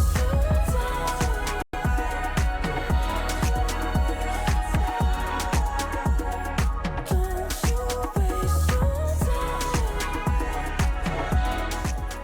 Five 5-7 is where we left off, and it's where we'll pick back up again. Yes, B8 are at around deficit right now, but T-sided team they are. This should be a difficult and uphill battle for ARCRED, and it all starts here. Kenzio right up mid and first to hit the deck. DSSJ going for a little bit more, spots him on the jump down, passes that over to Invisible, who is now fighting for his life on site. Yeah, their timings aren't great on that either. They let the CTs get a couple of good opportunities to find kills. Shots not quite connecting, though. And it will buy them a 4v4 after plant. Heavy play in towards main. Spotted out, I think, a little fortuitously by Alex there. Just jumping onto an angle. Manages to spot a couple of heads in his direction. So they'll clear out the E-box. Confirm that control is theirs. And now it's a very one-dimensional retake from the CT side. 3 out of main. Get Jekka trying to work his way up Speedway. Nice headshot from SHG, but there's isolated fights all over the shop. MPL just wrecking house. And off the back of an opening pick going against them, it's B8 who come out with the pistol. Still not perfect, but definitely better. Yeah, I was a little bit worried there. If they'd been a little bit quicker, just trying to... They had only one player that was not currently sat in E-Box, right? You managed to take them down. Suddenly, you have just one angle to watch, right? You have got them penned in. But no, actually, they let them take these fights. They let them just stand there, firing squad away, and take the pistol, which is a round that ARCRED really needed to win to kick this off. And now... Pretty hefty buy coming out here from B8. It should just be going through the motions. There's absolutely no resistance that is going to be put up. No armor, no weapons, no utility, no nothing. So ARCRED this round, just going to sit, hold this B site, and maybe hope for a pick or two. I mean, honestly, that's great. Look how much util they've burnt out of B8 already just by being there. Hell of a lot of nades used, and it's understandable from B8 if the force spy comes through. Lots of nice close corners. You can have an MP9 or a 5.7 in on a map like Anubis. Lots of places for you to find impact. They don't know that this is a full eco. They've got to treat it seriously. 4-man stack over towards B. Unfortunately for ARCRED, not really looking like it's going to be tested. Invisible is trying to make the rotation around, trying to draw some crosshairs, give them the idea that maybe they should go back to B where the stack lies in wait, but it's just not going to be. Smokes are out, the angles are covered, the kills are coming through. It's a nice dink, but it's not going to be enough. It will be 7-all, it will be B8 with this round, and it's a question of what, if any, damage ARCRED can do on exit. I am doubting very little here. They're just going to sort of move and schmove over towards spawn and try find something as they escape the bomb, I'd imagine. But even that, I don't know. I think all that awaits them here is a little bit of pain. Kensizer has to be a little bit careful not to be overrun. But here, they're just going to peek one by one into Alex. He's got all of the information in the world just to pass over to his team. Have an NPL in mid there, playing off of each other. Yeah, nicely done. Lovely. It's one of those ones where that could have got a lot more dangerous. Alex is low. NPL was dinked up in the opening engagement, but just really nice interplay. Never really letting the CT settle on a single angle to hold, so it's always a difficult shot to hit. Buy comes in from ARCRED, and, well, it needs to start working sooner rather than later, and it's not a fun place to have to start. Invisible drops down to the MP9 to get the extra util that he wants. It's rifles across the board, no warp available. What will B8 do is the question, and, well, 4 towards the B-bomb site early. There is a missed Molotov to start things off, though. That was meant to head in towards the connector, give them some information about what's coming. Instead, util over the top is going to go in. Counter util comes out nicely from the CT side, and through the smoke, SHG will find an opening. Desperately needed for ARCRED. Indeed, and even trying to just really push them back here. They want no part of this B site takeover. And so move back over, have a little bit of a look. They've got no presence over towards mid. That deep smoke means they've got no info, no eyes, no space or anything. The only benefit they have is Headtrick has taken a little bit of control over towards main. Yeah. I think realistically what this was it was ideally going to be a double pump into the B-bomb site with an opening pick. That doesn't come off. They've still got enough util to pull the full execute out their back pocket. So instead, they're going to line up some util towards A, see if maybe they can get a pick in here. Get Jekka currently playing isolated as the mid push starts to come in. There will be fast rotations. There is going to be bodies inside of this site very, very swiftly. But as the util comes out, there should at least be an alleyway to a plant here for the T side. They managed to get that initial site control. Couple of players lurking around the bricks. And a couple looking to retake in towards main as well. It's going to be Headtrick with a lot to do. 2 players headed in his direction. Needs a couple of kills and can't find anything. DSJ swinging wide, able to take that one down. And it's a clean sweep, in fact, from ARCRED. The retake, beautifully orchestrated, just what they needed.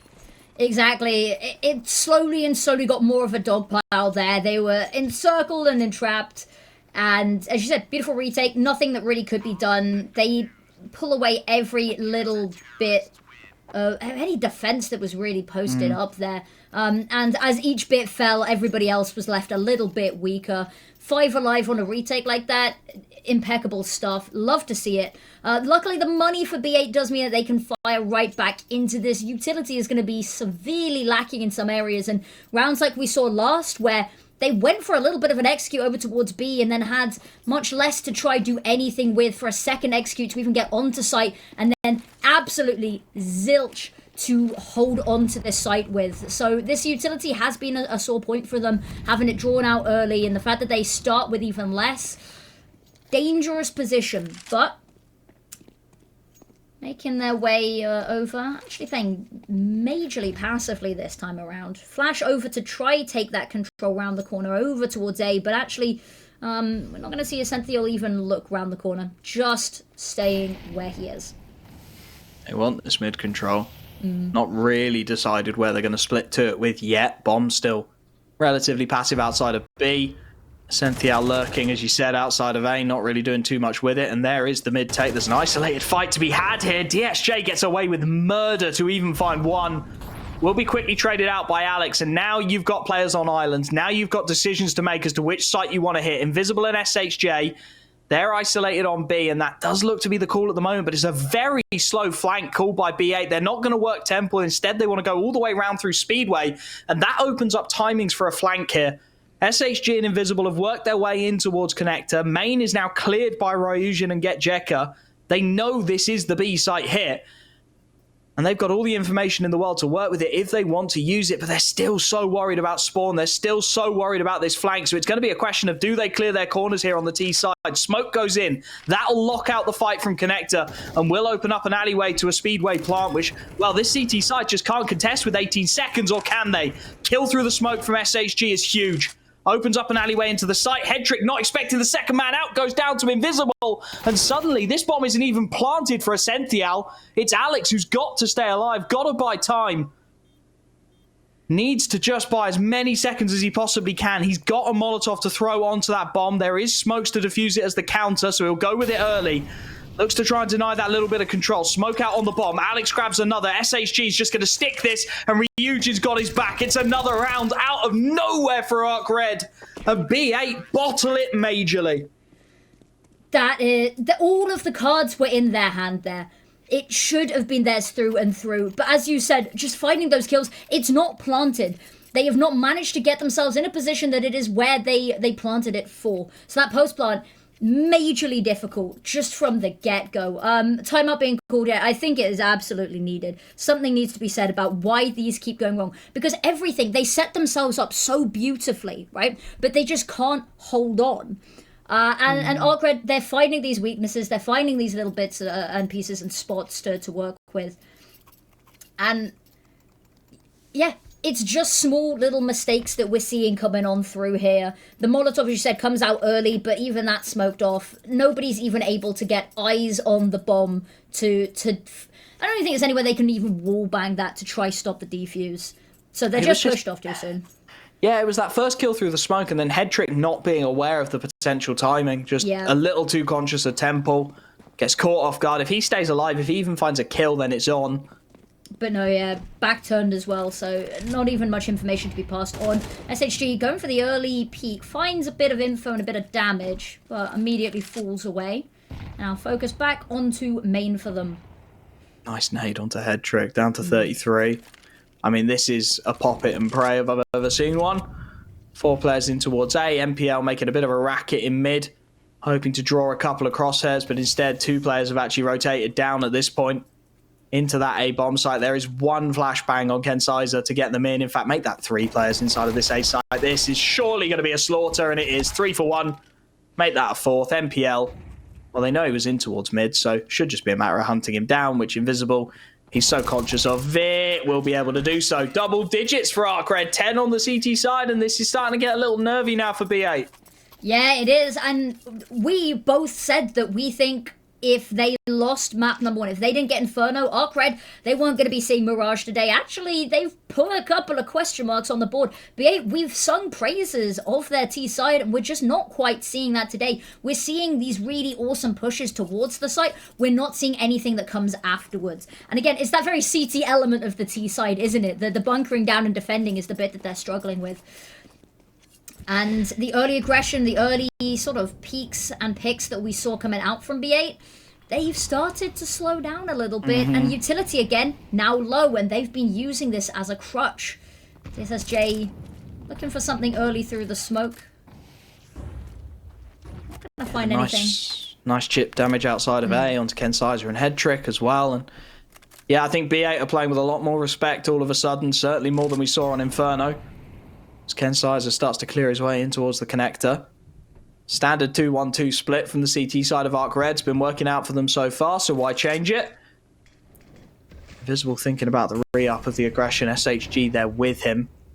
And it's just these games of timings that B8 have been losing more often than not of late. Just not quite able to find the timing on the picks, the control, anything really going their way. 55 seconds on the clock, and they've not really got anything to show for their opening aggressions. Util already limited, as you said. Nothing found so far. The question is, can they make the right call and the right timing this time out? Invisible has been left solo on the B-bomb site. There is 4 players starting to work into his position. How long can he stay alive? And how long can he buy for this rotation? Head Trick gets 1. If they accelerate here, little do they know this bomb site's wide open, and they're starting to realize that possibility now. Another missed Molotov very nearly undoes them, but it is going to be the bomb going down. And at this point, I think ARCRED are going to have to concede and have to save. Yeah, they're so far removed from the situation, but even by the time that they get here, even if DSSJ had maybe found a little kill, gone a little bit more aggressive there, it isn't going to yield them any results. Now we just got to sit and wait for this one. And to be honest with you, I don't think they'll be too upset to concede this. They carry across 4 weapons, a little bit of utility, 3 kits as well, so definitely the right call to save here. And B8, there's got to be a couple of questions about these missed Molotovs. Because you see a couple of them, right? And, you know, when they changed, they removed the ability to use jump throw scripts, we saw a lot of them. That started to ease off. But we're seeing it so consistently, this map. And it's tough. And for a team who, you know, you talk about their win rate, you talk about their T side, you'd expect that sort of thing to be polished. I think it's worth mentioning at this point that I think ARCRED have read something into the situation there that wasn't a thing. It felt like that was a very confident rotation for the situation they found themselves in. They put 4 on A, which normally you'd see if you were gamble stacking on kind of a half buy or something like that. So I think the concern is, and we'll see if it's founded or not, that they've overread the situation in that round and sort of got themselves in a bit of a tangle. Have to see if it's something that can be replicated, but you're dead right. It's not really up to snuff for B8 at the moment. Another big HE comes in from ARCRED. They're catching the timings on those so consistently. And yet more chip damage to start the round. I think potentially it's the fact that B8 have really been shutting down any early information from mid. They've had nothing coming out there, so they've been very much splitting themselves between the two with this weird sort of chasm in the middle. And that, I think, maybe potentially at some of the root of the issues we've seen with these rotates. But again, no way to know what's going on in those voice comms right now. And another passive round from B8. They're going to go for the same. They're going to go for the exact same again. It worked once. They're going to try it a second time. Couple of players already grouped outside of Con. Lurker in towards B main. You'll start to see a Senthiel work his way around. He'll be posted for any kind of retake. But it's going to be a tougher one to trade in on this occasion. Molotov in the hands of Head Trick maybe opens up the peak of Goblin player. But there's a man back sight as well. It's going to take some lightning fast shots if they are going to get into this. And it's a game of timings once more. SHG shouldering back sight. There goes the molly. The counter is out, but there's players all over the site before he can do anything about it. And 3 quick kills mean the round is good and done. The fast rotate of Ryujin can't find anything either.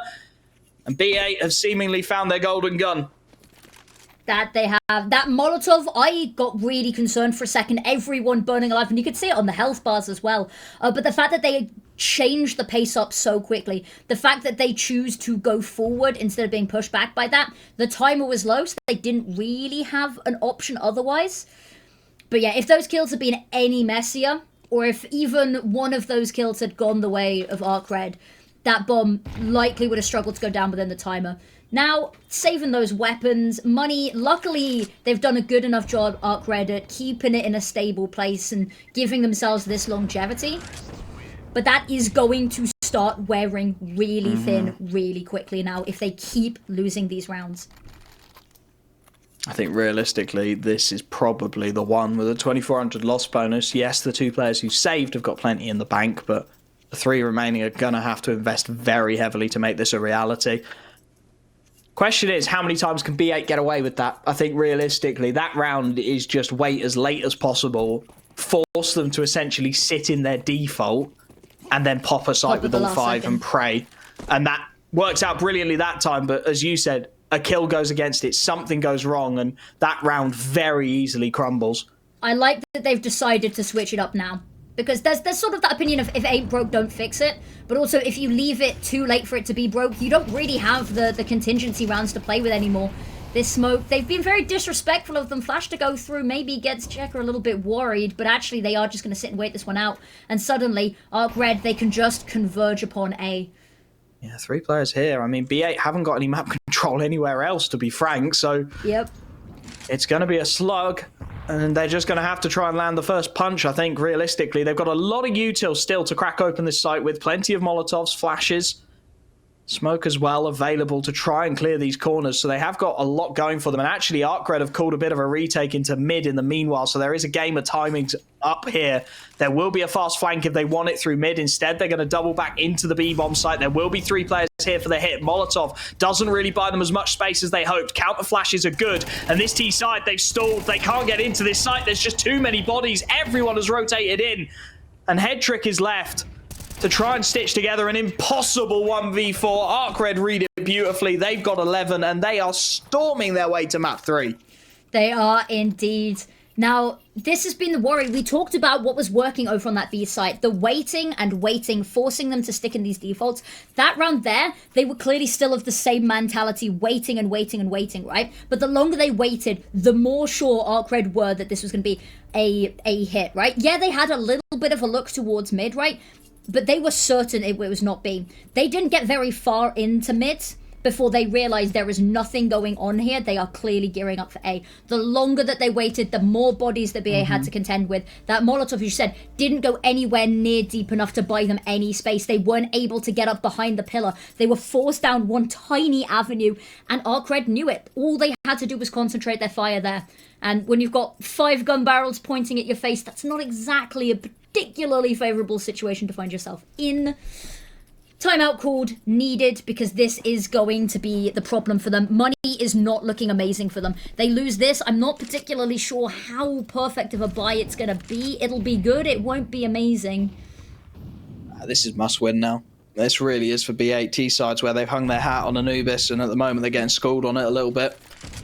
4 towards B early. ARCRED reading the situation again, making the call. Perhaps off the back of that last round, a fast-paced play just stalling out for B8. They wanted to up the pace, try and change the game, and just didn't work at all. The Senthial this time just throwing the lurk util. Hoping to bait a crosshair, keep someone busy, and well, this read is looking really damn good at the moment. Yeah, because they went A, and when that didn't work, they've fallen back over towards that B site, what was working for them, and it's just perfectly read from ARCRED. What they tried something new, didn't work. They're gonna go back to what did. And so now they just... One pot flash in, and this gets dangerous. That's the question now. Second smoke comes out, 55 seconds on the clock, starting to get to the sort of point where this T-side might consider disrespecting it. Ryujin goes for the spam, won't connect onto anything just yet. The util's starting to come out from the T side. Here we go, pot flashes in. Nice shot for 1. Head Trick finds a second. There's low HP bars here, but can SHG do anything about it? Molly into Temple, his teammate goes down, and it's all SHG, but the bomb has come out of E, so he's got nothing to hold on that cross itself. Gets away with murder onto MPL, but it's the round done regardless. They'll have to fall away, have to concede double digits. B8 fall back to what worked, and well, it worked again. Yeah, this is... And that's what hurts, right? Because ARCRED, absolutely the right read, having that heavier presence on B. But if the actual execution of the plan that you have in mind falls apart, doesn't matter how good it felt on paper and how good you prepared for it. If it doesn't work, it's, 10th round. The worry here potentially is, overtime now. Is that overtime, both of these teams have particularly struggled, right? And I'd say if it does go overtime, I'm favouring ARCRED a little bit here. Because seeing how B8 were faring over on their own CT side, having to watch that happen again, it's tough. But yeah, ARCRED, perfect read, imperfect execution of said plan. And B8, they hang on. They want to try close this in 2. This is their shot now. Yeah. They bottled the first break. They've got another opportunity here. Break the economy. 1900 loss bonus will not sustain a full buy. It'll be ugly. DSJ wants this fight, and oh my goodness, Ascenthial gives it to him. It's got to be known. The DSJ is going to be looking for that. a gift of an opening given away. The man advantage squandered, and it's something that, well, B8 have needed every man they can get to make these rounds work. All four grouping up. They are just deathballing every single round at this point. ARCRED fall back into the 3-2 split, knowing that they've got that man advantage now, and trades down will simply do the job. Rotation starts to come in now from SHG, aware of the possibility of mid happening. Works his way deep, treats it with the respect it needs. Mid control will be taken for free. But which site do they look to pop onto? How do they look to play this? They've sent Headtrick lurking. He's gone towards the B main area. Smoke goes down Temple. They've liked this flank where they've played out of camera and looked to isolate the fight in Temple itself, but that is a monstrous nade. Hits the bodies. They'll hear the info. And Invisible's going to be tested. Spotted out, tapped away, can't quite find the shot. He resets his angle. Headtrick still smoked off from this, and they want this fight. More nade damage comes in. There's DSJ on the AWP with a huge double, and there's nobody anywhere near to trade him. Ken Sizer finally finds a kill. But that AWP is still up and kicking. Ken Sizer wants the fight. Knows he's got to find an early pick if he's going to stand any chance here, but there's so much util all around him. Map point ARCRED. It's another instance, and I never want to play bad cop, but Headtrick pushing out there is so tunnel visioned on E-Box. Doesn't look anywhere else. It's just wide open, has no idea where they're meant to be going or looking. And the rest of the team's fallen around. He's not able to find a kill to alleviate any of the pressure on, I say, the remaining teammate. And it's been a slow game from Headtrick. And Ken Sizer hasn't had the same oomph that we need, right? Yep. We talked about B8 being a team of individuals last map, that it was moments of individual brilliance stepping up. Ken Sizer and these aggressive picks over on the first half. And we're just not seeing them. They go down first. Well, Ken Sizer goes down first, unable to find the opening pick. Headtrick is left last. You know what I mean? Left last. Yep. And it's going to happen eventually. And just doesn't feel as comfortable as this sort of clutch player, if that makes sense. Mm-hmm. It's a really interesting dilemma as Headtrick, well, he's not going to be in the clutch if he gets the opening pick. Deals with DSJ, that's a huge opening to find as well. It's a tough one for B8 because it just feels like they've not clicked at all on this T side. Their timings have been off. Their nades haven't worked. It's just, for a map that, you know, they're 3-3 in at the moment, they're feeling very confident on. It's just been nightmare fuel. And now they've got an opportunity. Opening pick is their way. Man advantage has been found. Can they find the conversion? Can they keep the pressure on? Because ARCRED's economy isn't stable. No. Their last round bye would not be great if they had to go there. Headtrick is going to aggress into mid. Gets one. Needs his teammates here for the trade, though. Gets a second out of nowhere. SHG through the smoke will find something. And a good bit of damage as well to follow up. Alex with bomb on his back. It's a dangerous game to play, but he gets away with it. And Invisible is not going to find anything at all. Headtrick steps up to the plate when it is asked of him. A quad kill to keep his team alive here. One more for the overtime. And yeah, let's look at this buy, because Invisible's not going to be able to get much. No.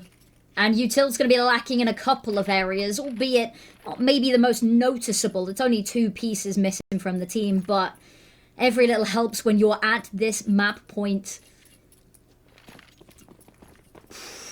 Don't know what to say. I'm wanting to see something fast. I'm wanting to see Headtrick go for this opening pick. We talked about it being left in the clutches, having to take the space himself, hasn't been working. Misses the first shot, needs Alex to step up, and does. HE goes deep, but doesn't even matter. Alex solo in these really, really clinch moments. The monumental team leader.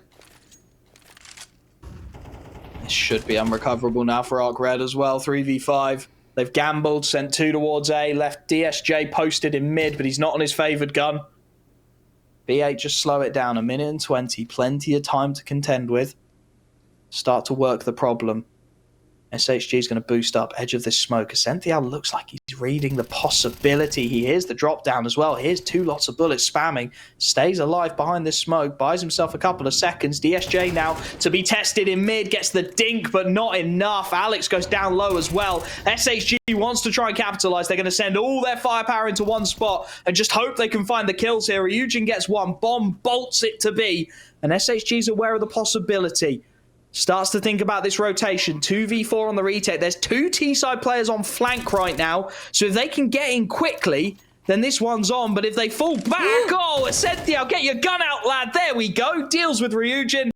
And this one is destined for overtime unless SHG can pull off the most miraculous of clutches. Stuck on Speedway. The afterplant positions from B8 are spectacular. And, well, we are going to need OT to separate these two lineups. This was not the map that I expected to go to OT on. Not at all. But I am loving it as well. B8 just... It's looking good for them. We said that they hadn't really been clicking. That one is missed shot, Alex stepping up initially, right? Later in the round is a different matter. It's Alex's initial 2k there that puts them in this really disadvantageous situation, ARCRED. And then they've got to try sort of claw this back a little bit. I like this when they're in the 3v5s, because that's where they've been struggling and they've been actually losing a lot of rounds, is when they have this major advantage and then they just sit on their hands a little bit too long. This time, actually going for the fights, going proactive, getting that flank through mid, and mid has been a point where it needs a little bit more attention sometimes from B8, because when they can get people through mid, they can get these rounds, they can get these awesome flanks. And Invisible in E-Box, first stepping up, first shot of overtime, it's going to be head trick on the AWP leading the charge. Nice pick to find, nice control to take as well. Counter rotation for the CTs is huge, and they've committed wholeheartedly to this B-site defense now. DSJ wants this fight on the AWP, but the blown smoke is beautifully timed from Alex. He goes 1-for-1, and they're going to charge on in, straight into a stacked site. Ken Sizer goes far too aggro there. Rotations away will be heard, but there's a game of timings to be had at the moment. Ascentia has not taken the A site just yet. That bomb is booking it.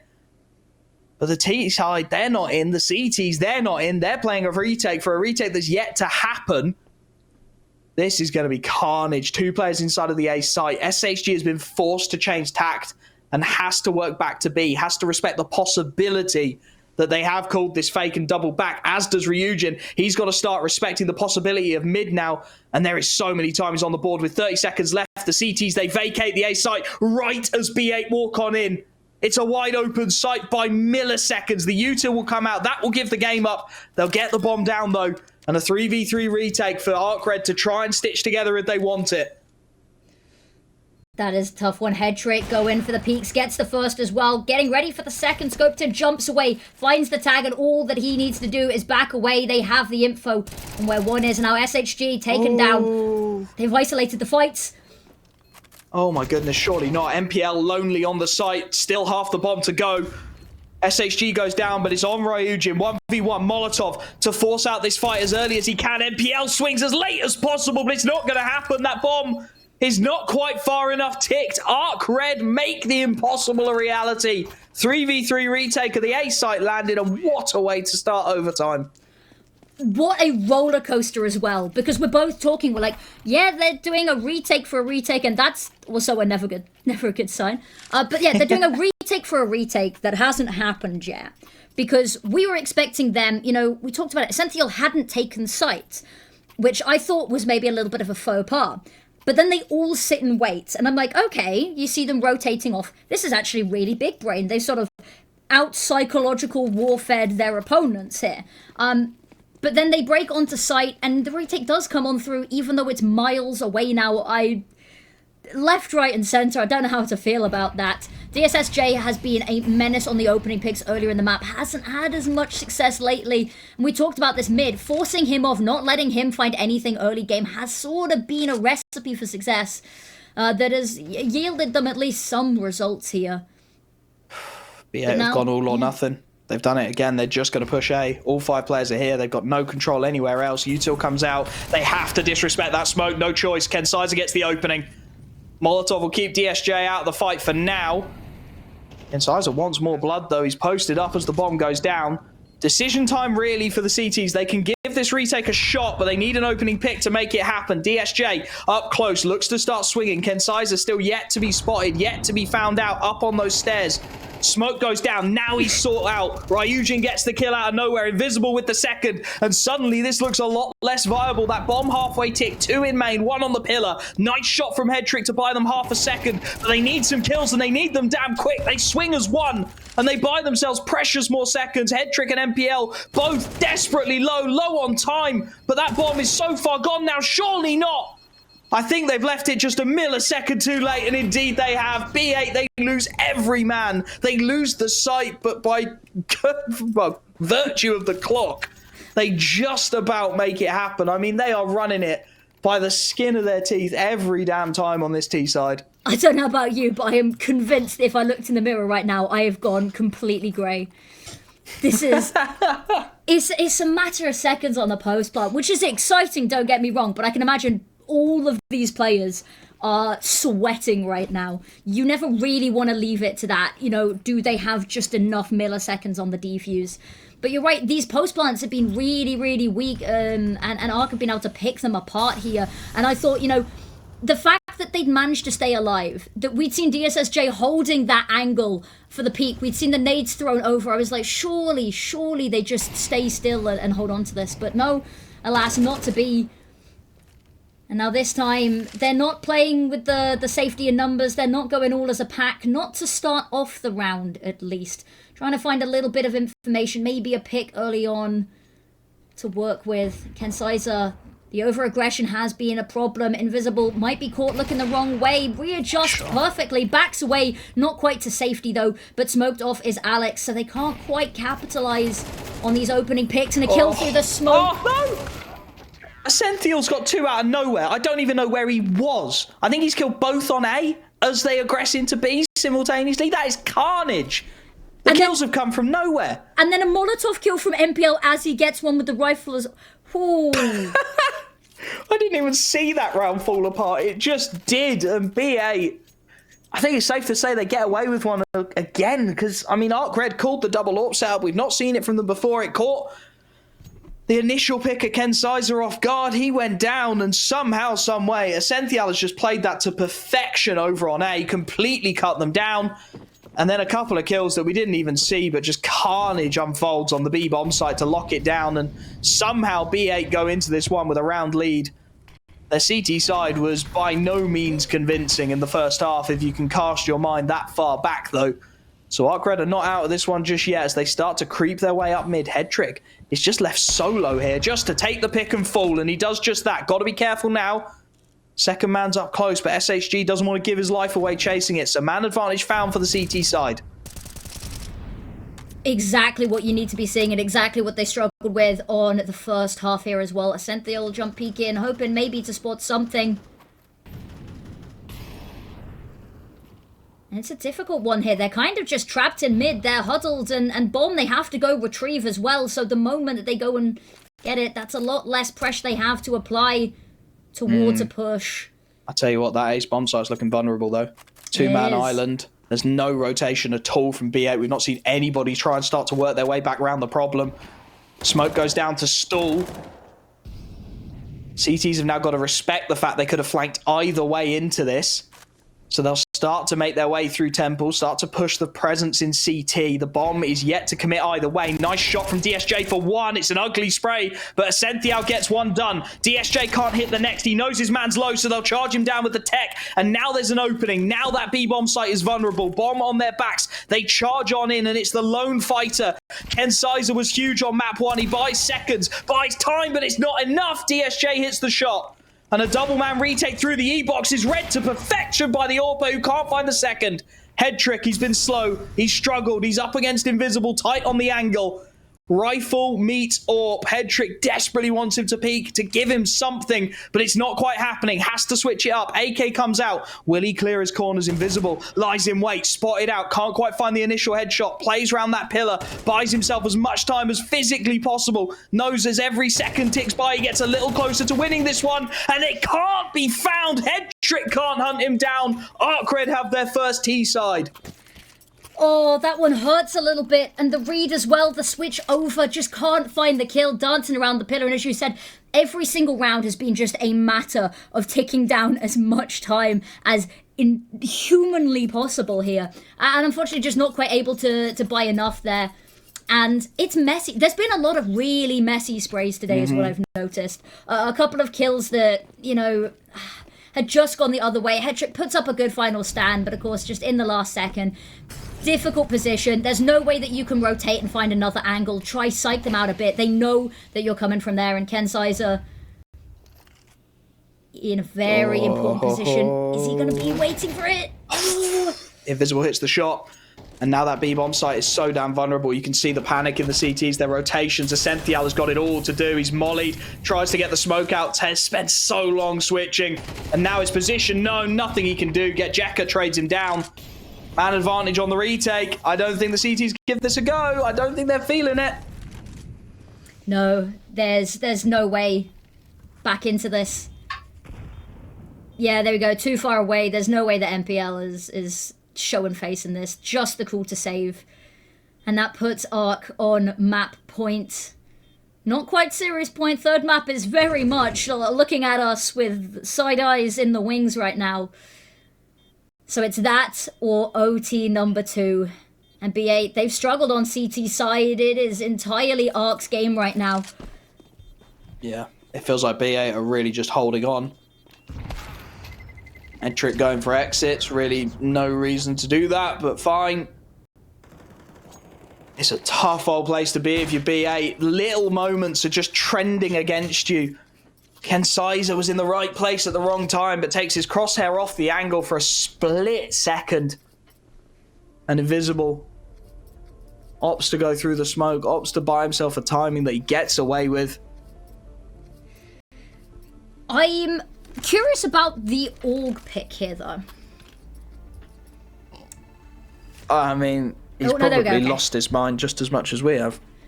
I'll be honest with you, if you told me that this could probably go a map 3 or at least double overtime, I would have called you a kid star. I would have said absolutely not. Because this was a map that through and through should have been B8's. 5-7 at the half, we talked about it, you know, even 4-8 at the half down would have been probably fine, because we sing high praises of their T side, and usually for really good reason. Unfortunately for them, their lifeline to try close this out in 2 relies on a CT side.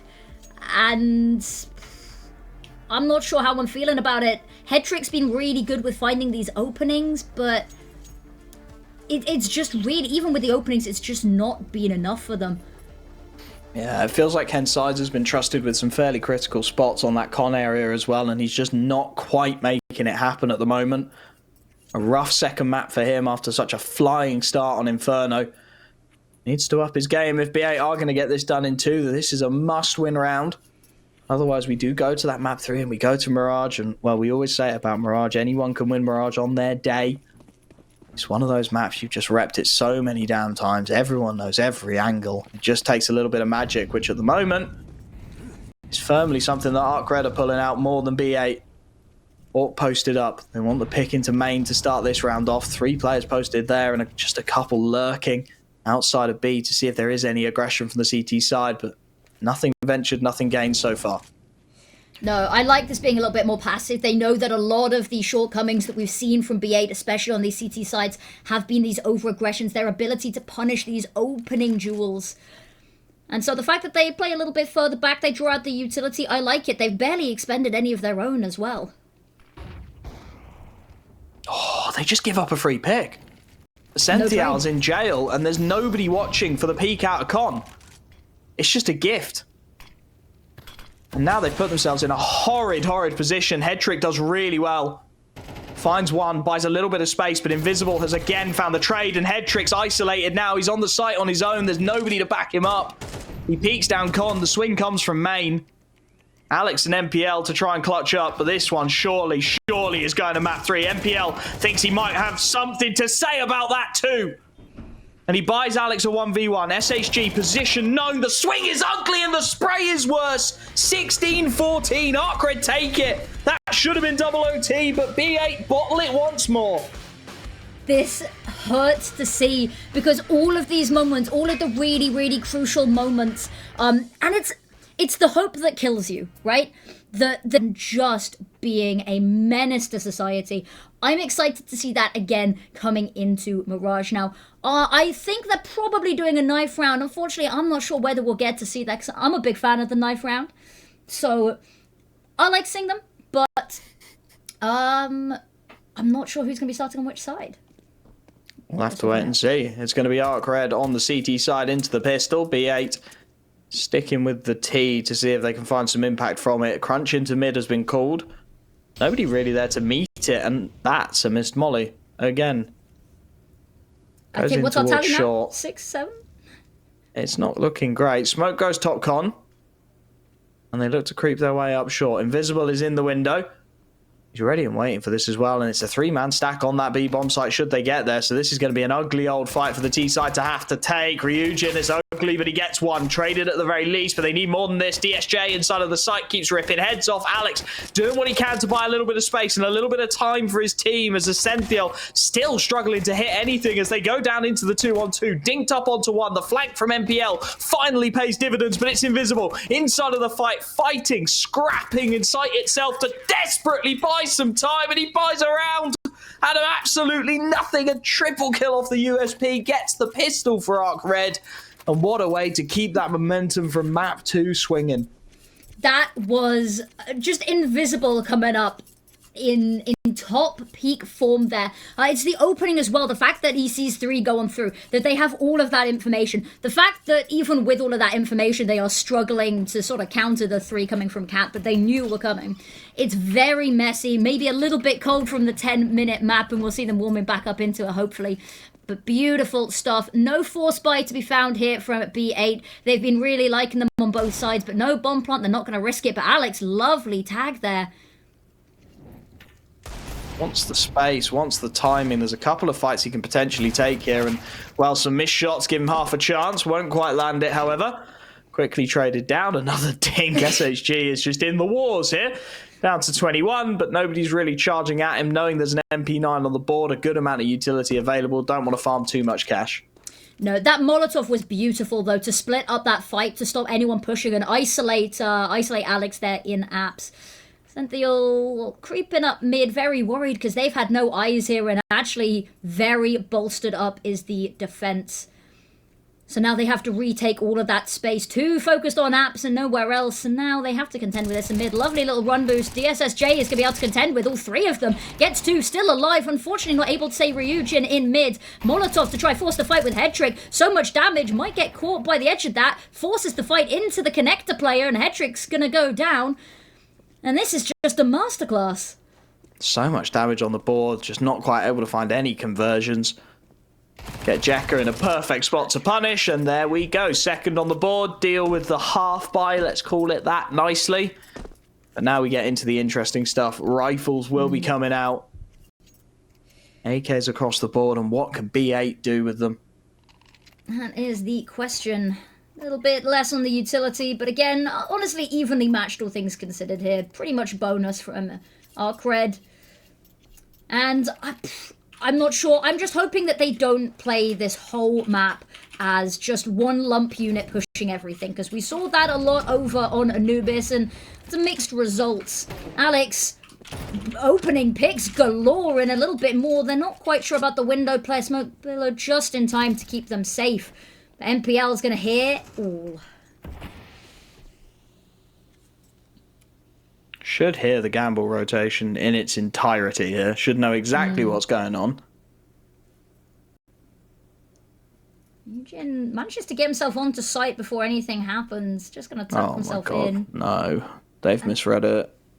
They're sending 4 to A. This is going to be an absolute brawl inside of site itself.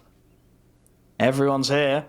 It's just going to be who hits their shots first. Headtrick spots out one. Ryujin tucks himself tight. Headtrick's looking for the clear, but he turns the corner at the wrong time. The trades are decent. Jekka gets another, and suddenly we're 2-on-2 with Alex on 2 HP after the HE's rain in. MPL does very well to find one and wallbang down the second, but that is an ugly round when it should have been nothing but clean. No, it was looking really good. Lovely little shots at the end there, but you're not happy with it. Yeah, it's a round on the boards, and you'll be happy that you've got something earlier on, because that's been a little bit of an issue for them, is starting off these maps. Been very slow on each of the starts.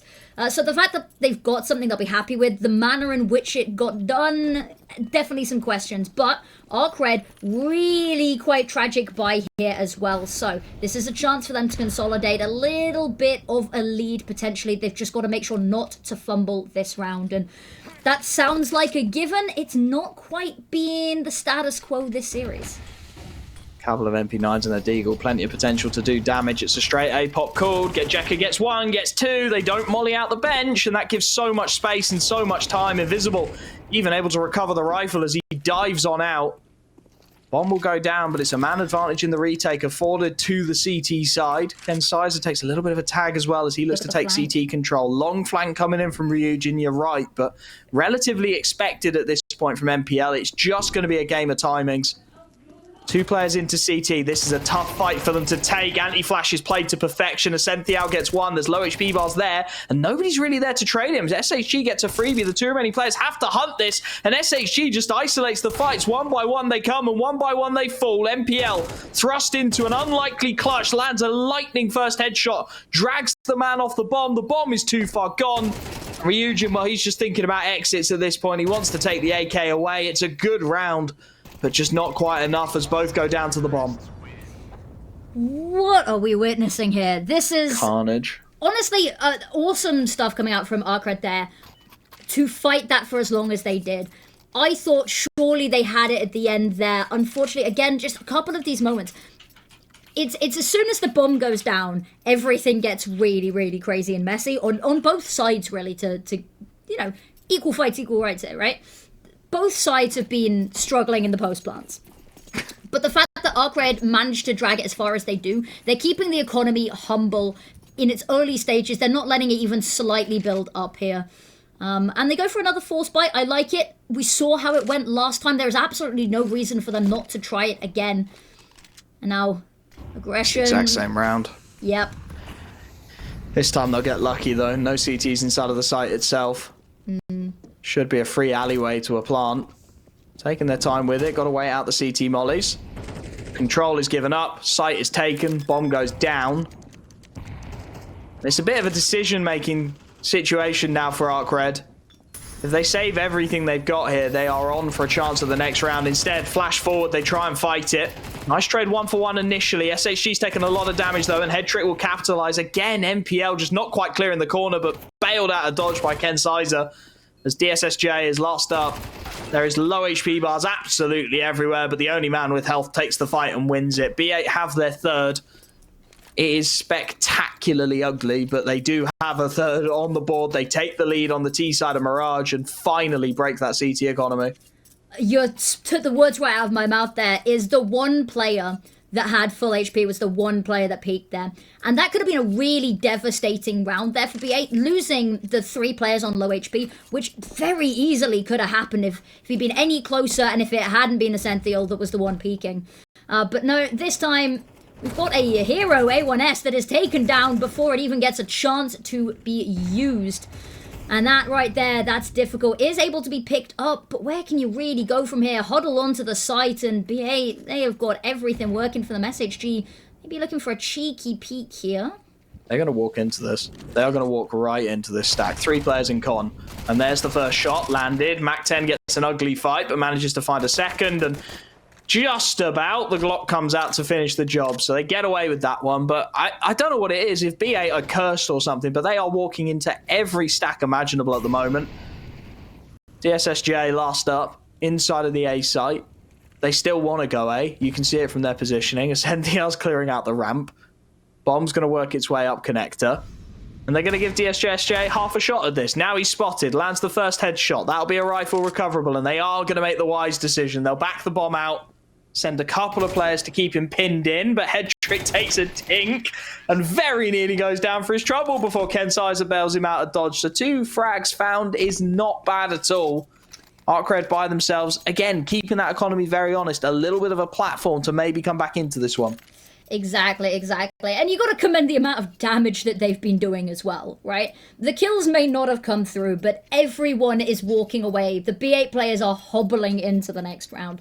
And Economy is being kept humble. They're being kept on their toes as well. These are not easy rounds. These are not free rounds. You are making B8 have to play for them. And as you said, keeping themselves in a position that they can come back into this. You'd really like to see a little bit more from your CT side. It's still early days, though.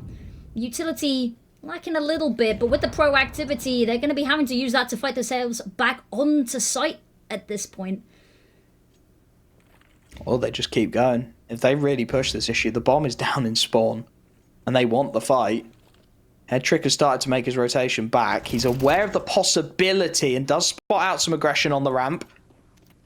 We'll call in the cavalry. Support will come, but ARCRED can just bail out of this situation. Smoke goes up, re-ups in Palace. That'll buy them the space to escape. With 1 minute and 5 on the clock, B8 are going to have to waste some time and some utility clearing their way back down this ramp. That they are. And the longer they wait, we've talked about this, the longer they wait, the more sure ARC get. They've heard absolutely nothing over towards B. They've got absolutely nothing mid. The moment Jekka takes this contact, if he can find even one here, if he can get one and escape, or even just throw a little bit of util out here. They got to go. They really got to commit at this point, and they're just giving up frags to get Jekka 2 before he manages to escape. They know where he is, but they still can't find him. Finally, MPL gets one, and Ascenthial looks to bail them out of dodge. Dinked up, still gets his kill, 3 on 3, but the CTs aren't going to let Sleeping Dogs lie here. DSJ continues to push in. Invisible gets another, and Headtrick, there's nothing he can do. There's bodies all over the shop. ARCRED have their third, and, well, it starts to put some question marks on B8's finances. Yeah, it does. We talked about this. Ken Sizer is in a beautiful position financially. Headtrick as well. The rest of the team, we've talked about this. They kept the economy humble. So the moment that they win a round, they are gifted maybe a little bit of reprise in the overall scheme of things here. NPL is not going to have much to rock with here. I don't think anyone's able to drop him, or that there's a weapon on the ground. So he is he just going at this with a pistol? Oh, God, don't say that. Surely not. He's got 1950, Mac 10. Galil. Something, please. Anything, please? Do you remember his Hail Mary on Anubis where he jumped down into canals? Long range with the... Oh, there we go. Okay, there is. They were just juggling weapons. A little bit of magic going on there. Thank goodness for that. I got scared. I was fully expecting it. It wouldn't be the weirdest thing we've seen this series. GSSJ, no AWP, but still going to be the one peeking out long. Spam through the smoke is not going to yield anything this time. And suddenly mid becomes no man's land. Yeah, B8 are keen on it. They'll send Ken Sizer out again. Works his way through to the boxes. A little bit of spam. Lets the CTs know that he has claimed this presence as his own. Just settles in, hopes to bleed the util. She's doing a good job of so far. A couple of smokes and a molly, the only really stalling utility left on this CT side, as the mid split will start to come through now. And ARCRED left a little in the dark. They know they've left mid open, but other than that, they've not got a lot of info to work with. Both sites acting as islands for now. The SSJ trying to be that connecting piece in towards the window. Playing around the edges of the smoke, a little bit of spam. Nothing connecting though, and as the bomb starts to creep its way up short, there's really no contest here from the CT side. It's going to be down to SHG and Invisible. He's been a hero on B before. They're going to need it again here. Ken Sizer gets the freebie. Invisible swings, and Ken Sizer doubles up. That's a round good and gone here. The B bomb site in a 5v3 is an impossible scenario, so the save's called already. And look at Ascenthial. He knows immediately what's going to be happening. Sets himself up outside of Palace and starts to consider the idea of a hunt. They won't want to commit too much firepower to this. They've not got a lot of money on B8 side of things. But if they can take some rifles away, that'd be a fantastic win for the T side, and they know it. That they do. You can see a little bit of a toy here from Alex, kind of supporting long range here.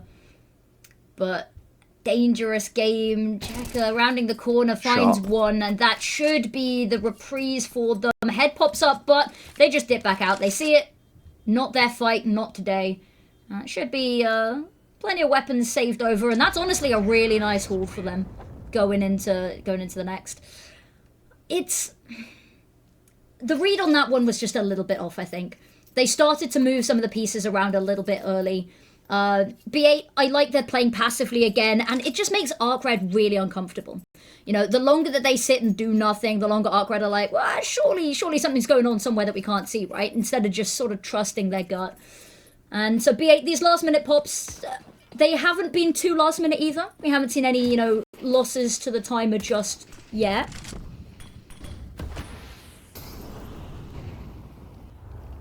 We go again. We do. Rifles once more. Ejeka taking some damage through the smoke as Kensaiza just thrust into the fight. There's 4 players scrapping him in mid, and they do eventually put him down. A fast-paced rotation, though, and MPL, well, he takes advantage of it. Con player dead. He wants this fight on Invisible as well. Takes the dink on the chin and finishes it. 2 players in CT to try and deny as much of this as possible, but surely they are fighting a losing battle. The util's out. Bomb was dropped in no man's land amongst the carnage, and all 3 CTs are here if they want to consider giving it a look in. They know MPL's dinked, but they've really only got a single smoke to get something out of this. SHG will spot MPL and deal with him. It's a laboured spray from the rifler. The afterplant should be good enough. Alex with a lovely headshot hits the first. There's Headtrick chiming in with another. And SHG would do well to get out of here with a rifle in his life. He's going to be afforded neither. Tough one, tough one. There's a couple of moments there. You see the first pick go their way, but ultimately it's a game of numbers, isn't it? You know, 3v5 retakes like that, it's just not really gonna be on the cards, especially when you're so late into the round. You've expended so much utility. The whole site is smoke, so you've got nothing. Invisible is doing the thing that got really... We saw it in map number 1. We saw the XM. It was long range. I'm very curious where they're wanting to play it here. We've talked about the luck, though. They've been running into the gamble stacks. They're not gamble stacking this time, though. And that's not exactly a space retaking weapon. Yeah, it's intriguing. He's played it close. Would argue that a 5-7 will do the same job, but better from that sort of a position, but there we are. Money, maybe. That's all I can think is... Shotgun money's pretty nice. Yeah, but you've also spent a lot more to make it happen. True, true. It's, I mean, he's stuck now, because he's yeah. stuck in the apps. His teammate inside of site's been spotted out. That molly has given away the fact that he's there. He's down to a single point of health. He goes down. SHG needs something out of this rifle, and he gets one, but he's losing teammates all over the shop. Flank works out for Ascenthial, gets the ramp guy. Kensaiza deals with the site itself. Bomb goes down, and for DSSJ and Ryujin, it's about exits. Anything you can get here would be lovely, but it's going to be a 7th round on the board for B8. And it just feels like they're starting to stretch their legs a little bit again, doesn't it? It starts to feel like they're finding that map 1 form and hitting their shots once more. Yep, with you on that one. It's also been a case of Kensaiza being reined in a little bit, dare I say. There's been a couple of rounds where he's gone very aggressive and been caught with his pants down a bit. But we're seeing it a lot more measured this time. DSSJ lined up the shot. Headtrick jump scared, but still alive. And Ryujin, yeah, should be fine here. Maybe a little bit paranoid, but... They've been awarded nothing. We talked about how they were, you know, at least keeping the economy humble in the early stages. Look at it now. That's gone out of the window. Headtrick's on 10 grand and it's counting as well. So... difficult situation to try fight back into this half even. You're lucky if you get 5-8 here. This is going to be a big round for them. If they can get a 4th, if they can get this, it's a good sign maybe. This round's lost. It's looking potentially, you know, 3-9. Sure. Ooh. DSSJ was just a split second late on that peak, and Headtrick takes full advantage. Kensaiza, it's a laboured spray again, but he gets the job done, goes back for more and finds it. They're just running on full steam now. They are disrespecting Arc once again, which is what we saw on map 1 towards the end, wasn't it? There's just a little bit of disrespectfulness in how they're playing. They're finding their groove once again. Senthial, Kensaiza back in the fold. Headtrick starting to hit some nice shots on that AWP as well. An 8th T-side round for B8. I mean, you can make the argument that typically ARCRED are T-sided and typically B8 are CT-sided. So this half was always going to be a bit of an ugly one. But True. B8 are making mincemeat of them now. And I think the problem is for ARCRED as you see them take this tactical timeout. When B8 got into this flow state in map 1, it was unstoppable. The way they won map 2, because if you look at the stats for map 2, B8 should have put that one to bed as well, was by stopping them from finding that flow state. They kept them on the back foot constantly. There was never a moment where B8 really felt like they were on top of any one situation. And now that's happened again. I'm not entirely sure ARCRED are going to be able to come back from it. They've managed to scrape the bye. They had to for the last round of the half, but it's ugly. MP9's FAMAS, Ryujin, the only man able to get a rifle in his hands, and he's 4-8, so he's not been having the greatest of games. As Head Trick starts to press out that ramp, they head, get Jekka's spray laboured, won't connect. The SSJ goes 1 for 1. It's an isolated fight, but get Jekka once again under this palace position, does get one more before he goes down. Ryujin chimes in from that M4A1, the heaviest investment they could afford, and buys a little bit of time and buys his team a 3-on-2 advantage. They look to set for the retake onto A. They've had to give up the site, but they've put themselves in a really great position for this. Smoke and the Molotov to allow a really open plant here. That is going to be a problem, even if they can get on. Rushing their way around all the way through to Palace, it's going to be some time taken, and it's only SHG with that kit. So if that goes down anywhere further away... This is on Head Trick. He needs to hit that first shot. Doesn't find it. Now he's isolated against 2. Lands the first. Does he expect Invisible, though? One's come past. I don't think he's going to be looking anywhere near the second, so there's a freebie. Invisible looks to play the trigger discipline. Can't quite do it. Nipple deals with his teammate. 1v1, make it none. MPL lightning fast on the headshots to buy his team a 9-3 lead as we head to the halftime here on Mirage.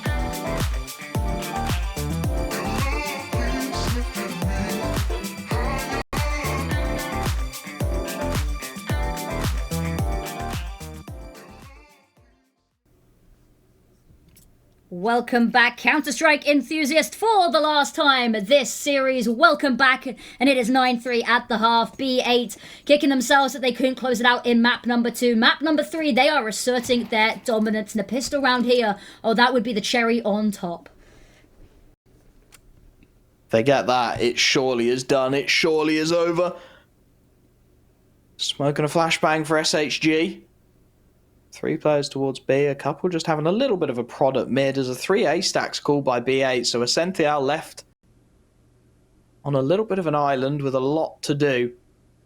NPL's had a bit of action. No information gathered, nothing found at the moment. Invisible's just working his way up connector, just hoping to draw the crosshairs as now the pop will start to come in. Essential sets himself back sight, and he needs to set himself well because he's got it all to do here. 3 players charging out into him. He can't quite land the first shot. Takes a second bite at it and finds it. Now, how much longer can you stay alive? How much time can you buy? Inside a back sight, he gets a second, but he's lost his teammates left, right, and center. Head Trick finally deals with the flanking Invisible and buys a 2v2 after plant. Teammate a long way away in the apartments. No kit available, so a full 10-second defuse needed as both of these T-side players work their way towards short. Lovely shot from Head Trick, and it leaves Ryujin in the clutch. 1v2 to find. Sets himself on short. A bit of an off angle here to try and work through the problem. The bomb already halfway gone. Alex spots him, dispatches him, and it's double digits for B8. That timing is so rough. He's been watching apps. He looks away for a brief second, and that's when the cross happens. But B8, lovely stuff. He's been very 50-50 on the pistols, hasn't it?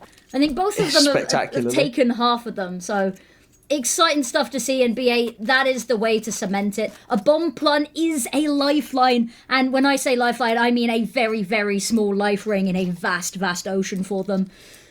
Because it's going to need to be something major coming out from them to try close this gap up, to try steal away this series, but it's not looking hopeful. B8, they've got everything they could want and maybe a little bit more.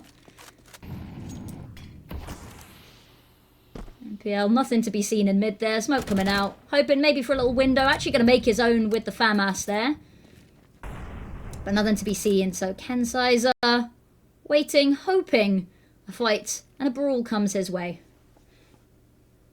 It's not a bad buy from ARCRED. There's definitely some potential in it. They look for that split in towards the A site.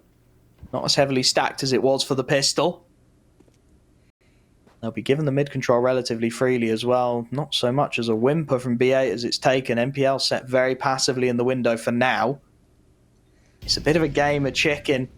NPL's thinking about the fight, toying with the idea as DSSJ may well give it to him on short here. Spots him out, can't quite find it. They're trying to draw these rotations towards B before popping out of the ramp.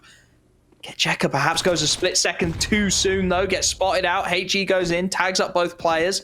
Bomb will now be spotted, making its way out the ramp, so they know what's coming. Alex gets one, but he's quickly traded from under dark, so 4-on-4 still. Nice angle, at least, for Ryujin as he swings wide and deals with Head Trick. A dink on his teammate, not quite enough to finish it. A laboured spray from MPL doesn't quite work out. That HE will finish the job on 1. And buys a little bit of space in the 2-on-2. Man stuck in sight is Get Jekka low on HP. As DSSJ spots out the rotation of Essential and gets him stuck in the jungle. Nothing he can do. Kensizer, the new kid, left in a 1v2. 18 seconds to get that bomb down. If he can spam and deny, that would be everything. But DSSJ is having none of it. ARCRED, we're never going to go quietly. No, good stuff coming on out there. That second little bit of a punch from Ivy is huge there, because they've had an issue. This position in Hell has been difficult for both teams. We have seen some amazing clips coming out from it.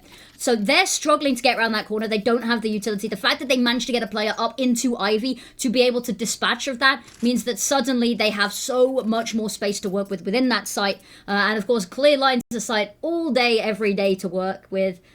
And yeah, from there, a little bit of a difficult situation getting back into that. B8 just locked out time and time again. Money now on the back foot for them. The CT economy it's awful. It's not fun at the best of times. And in moments like this, they've definitely invested into this one. They've got the leniency to do so. They've got so many rounds to work with. You do have to be careful, though. If you get too set into that mindset, that's why things like, you know, the 10-4 curse happen. But Pistols have been magic today. The ecos have been, and the half-buys have been pretty solid, so... I'm not willing to count it out just yet. We'll have to see. They're stacking the wrong side at the moment, but they're going to get aggressive with it. ARCRED playing understandably, spectacularly passive. Just waiting out as much as they possibly can. The opening aggressions of B8. Looking to leverage that firepower advantage at range. Util over the top from Invisible on that Mac 10. Hoping to draw a fight. It's a nice little flashbang. Nothing given though. Alex now just starting to take that ramp control at the opportune moment. Invisible is still here, but he's given a lot of space up. It's a nice fight to take, but he can't quite land it. Opening pick goes against him, and still with 3 stacked towards B, Head Trick takes a fight that, well, it becomes an absolute must-win, and he's not going to land it. Second headshot comes through. This round is done. A-bomb site wide open for the taking. The CT's slow on the rotate and the recovery. It should be an absolute slam dunk for ARCRED. They are still very cautious of the possibility of these pistols, though. Luckily for them, B8 have no interest in this, so they're going to dump all their utility into an completely open bomb site. They're going to clear it entirely, and B8 are going to save, and we're going to have to wait the bomb out as well, just to, you know, make us wait a little while longer. Yeah, and here I was thinking that James had left the tier 1 scene, you know? I was like, maybe we get a moment of reprise. But... Tier 1 scene. That's a brave term to use for this. Okay, right. No. What I meant is like the tier 1, which is sort of like the everyone's eyes are on it. It's sort of a bit of a trendsetter, you know? That's where a lot of the eyes are. See, don't get me started on this. The tier system, right? Tier 1 and 2, right? It doesn't exist, right? Like, it does, but also the line is imaginary. Like, because there's no cutoff, right? On when a team is like tier 1 or tier 2, right? So everyone in their mind has got like a different idea. I think I'm enjoying conspiracy theory affinity. This is good fun. But it is though, isn't it? Like where is the line between tier 1 and tier 2? Is it real? Does it exist? Who makes the line? These are the real questions. You see, Wolfie, I'm seeing things that nobody else is, right? Like, call me crazy. But... no, just call me blimey. crazy. Yeah, call me crazy for watching this game still. 10-5, B8. Pretty much on a full eco here. They've saved a Mac 10 and 2 5.7s. Make it, yeah, 2. They've bought 1. Drop some stuff around to try and make something happen.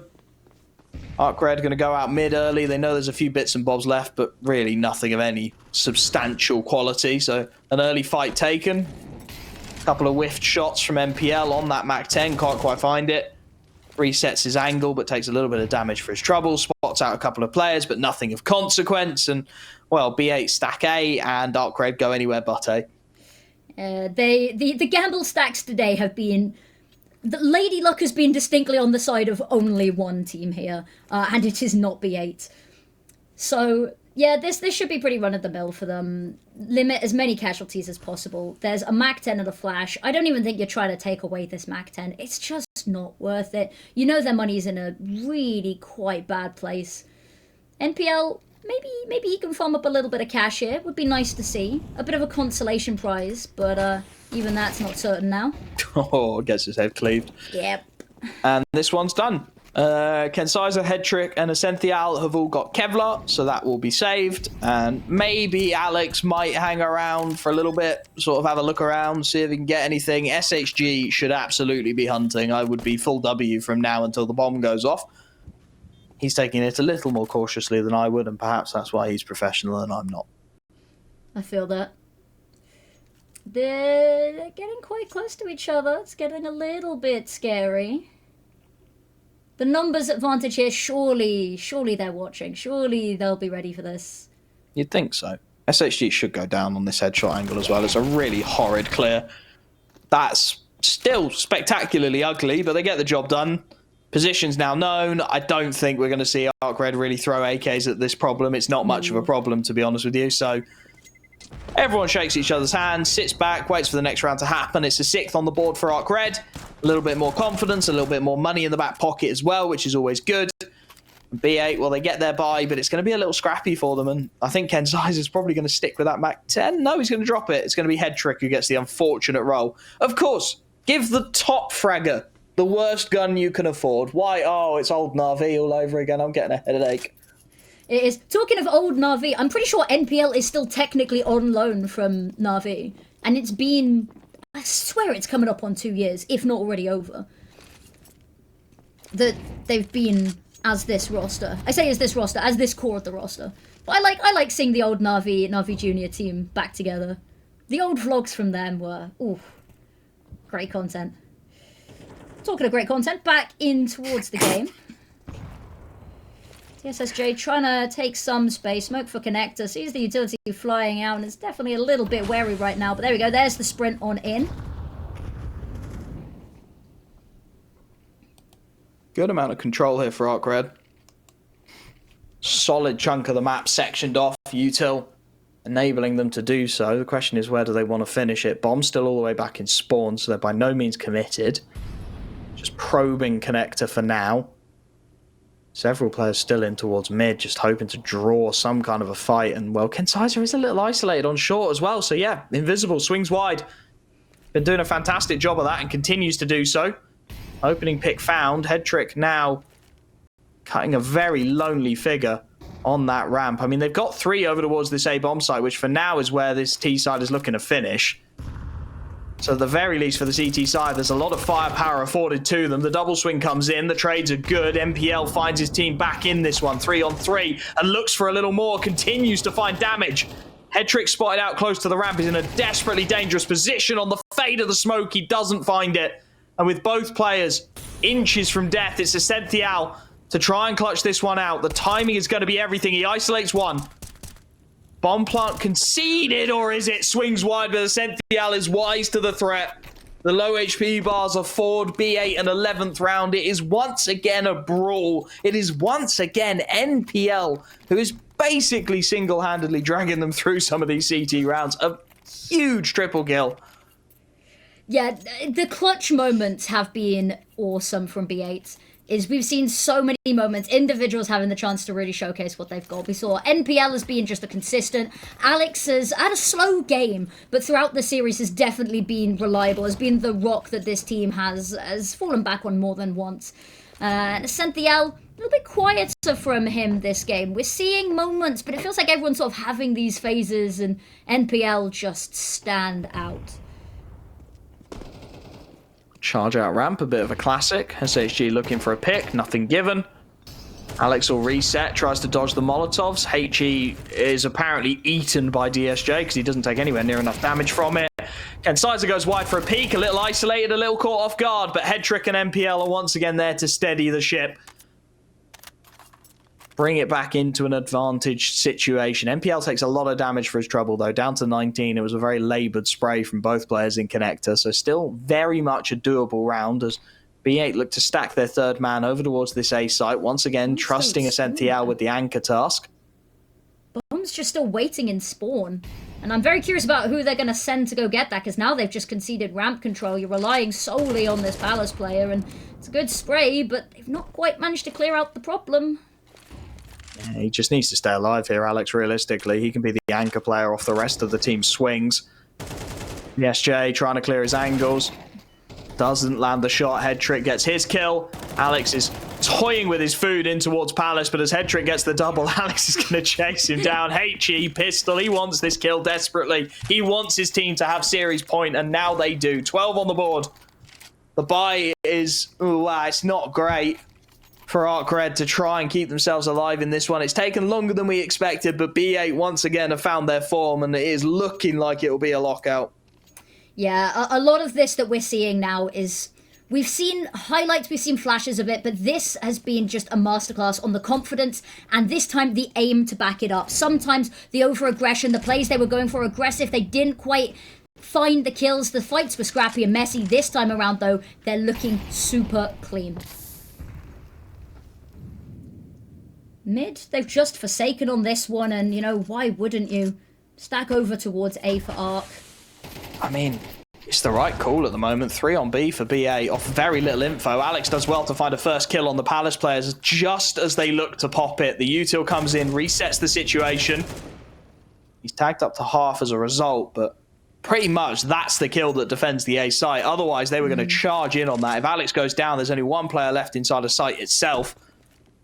And well, there's 4 ARCRED guys just charging him down, so they have to reset. Allows Headtrick to rotate in towards CT. Allows B8 to set up in a slightly more standard manner. Kensizer in towards the ladder room. There's the Molotov. That'll isolate the fights beautifully as well. Pops the man on Tetris into his own little world. Surely now B8 must know what's coming. They spot out several on the jump peak. Not yet seen bomb, but surely only a matter of time. Alex just waiting out as much util as he can. Headtrick, for some reason, resets his position in CT, but it's Alex again who comes up big. A dink onto SHG. Alex somehow finding more on low HP, and they will mop up the remaining kills. It's B8 13-6 who take the series victory.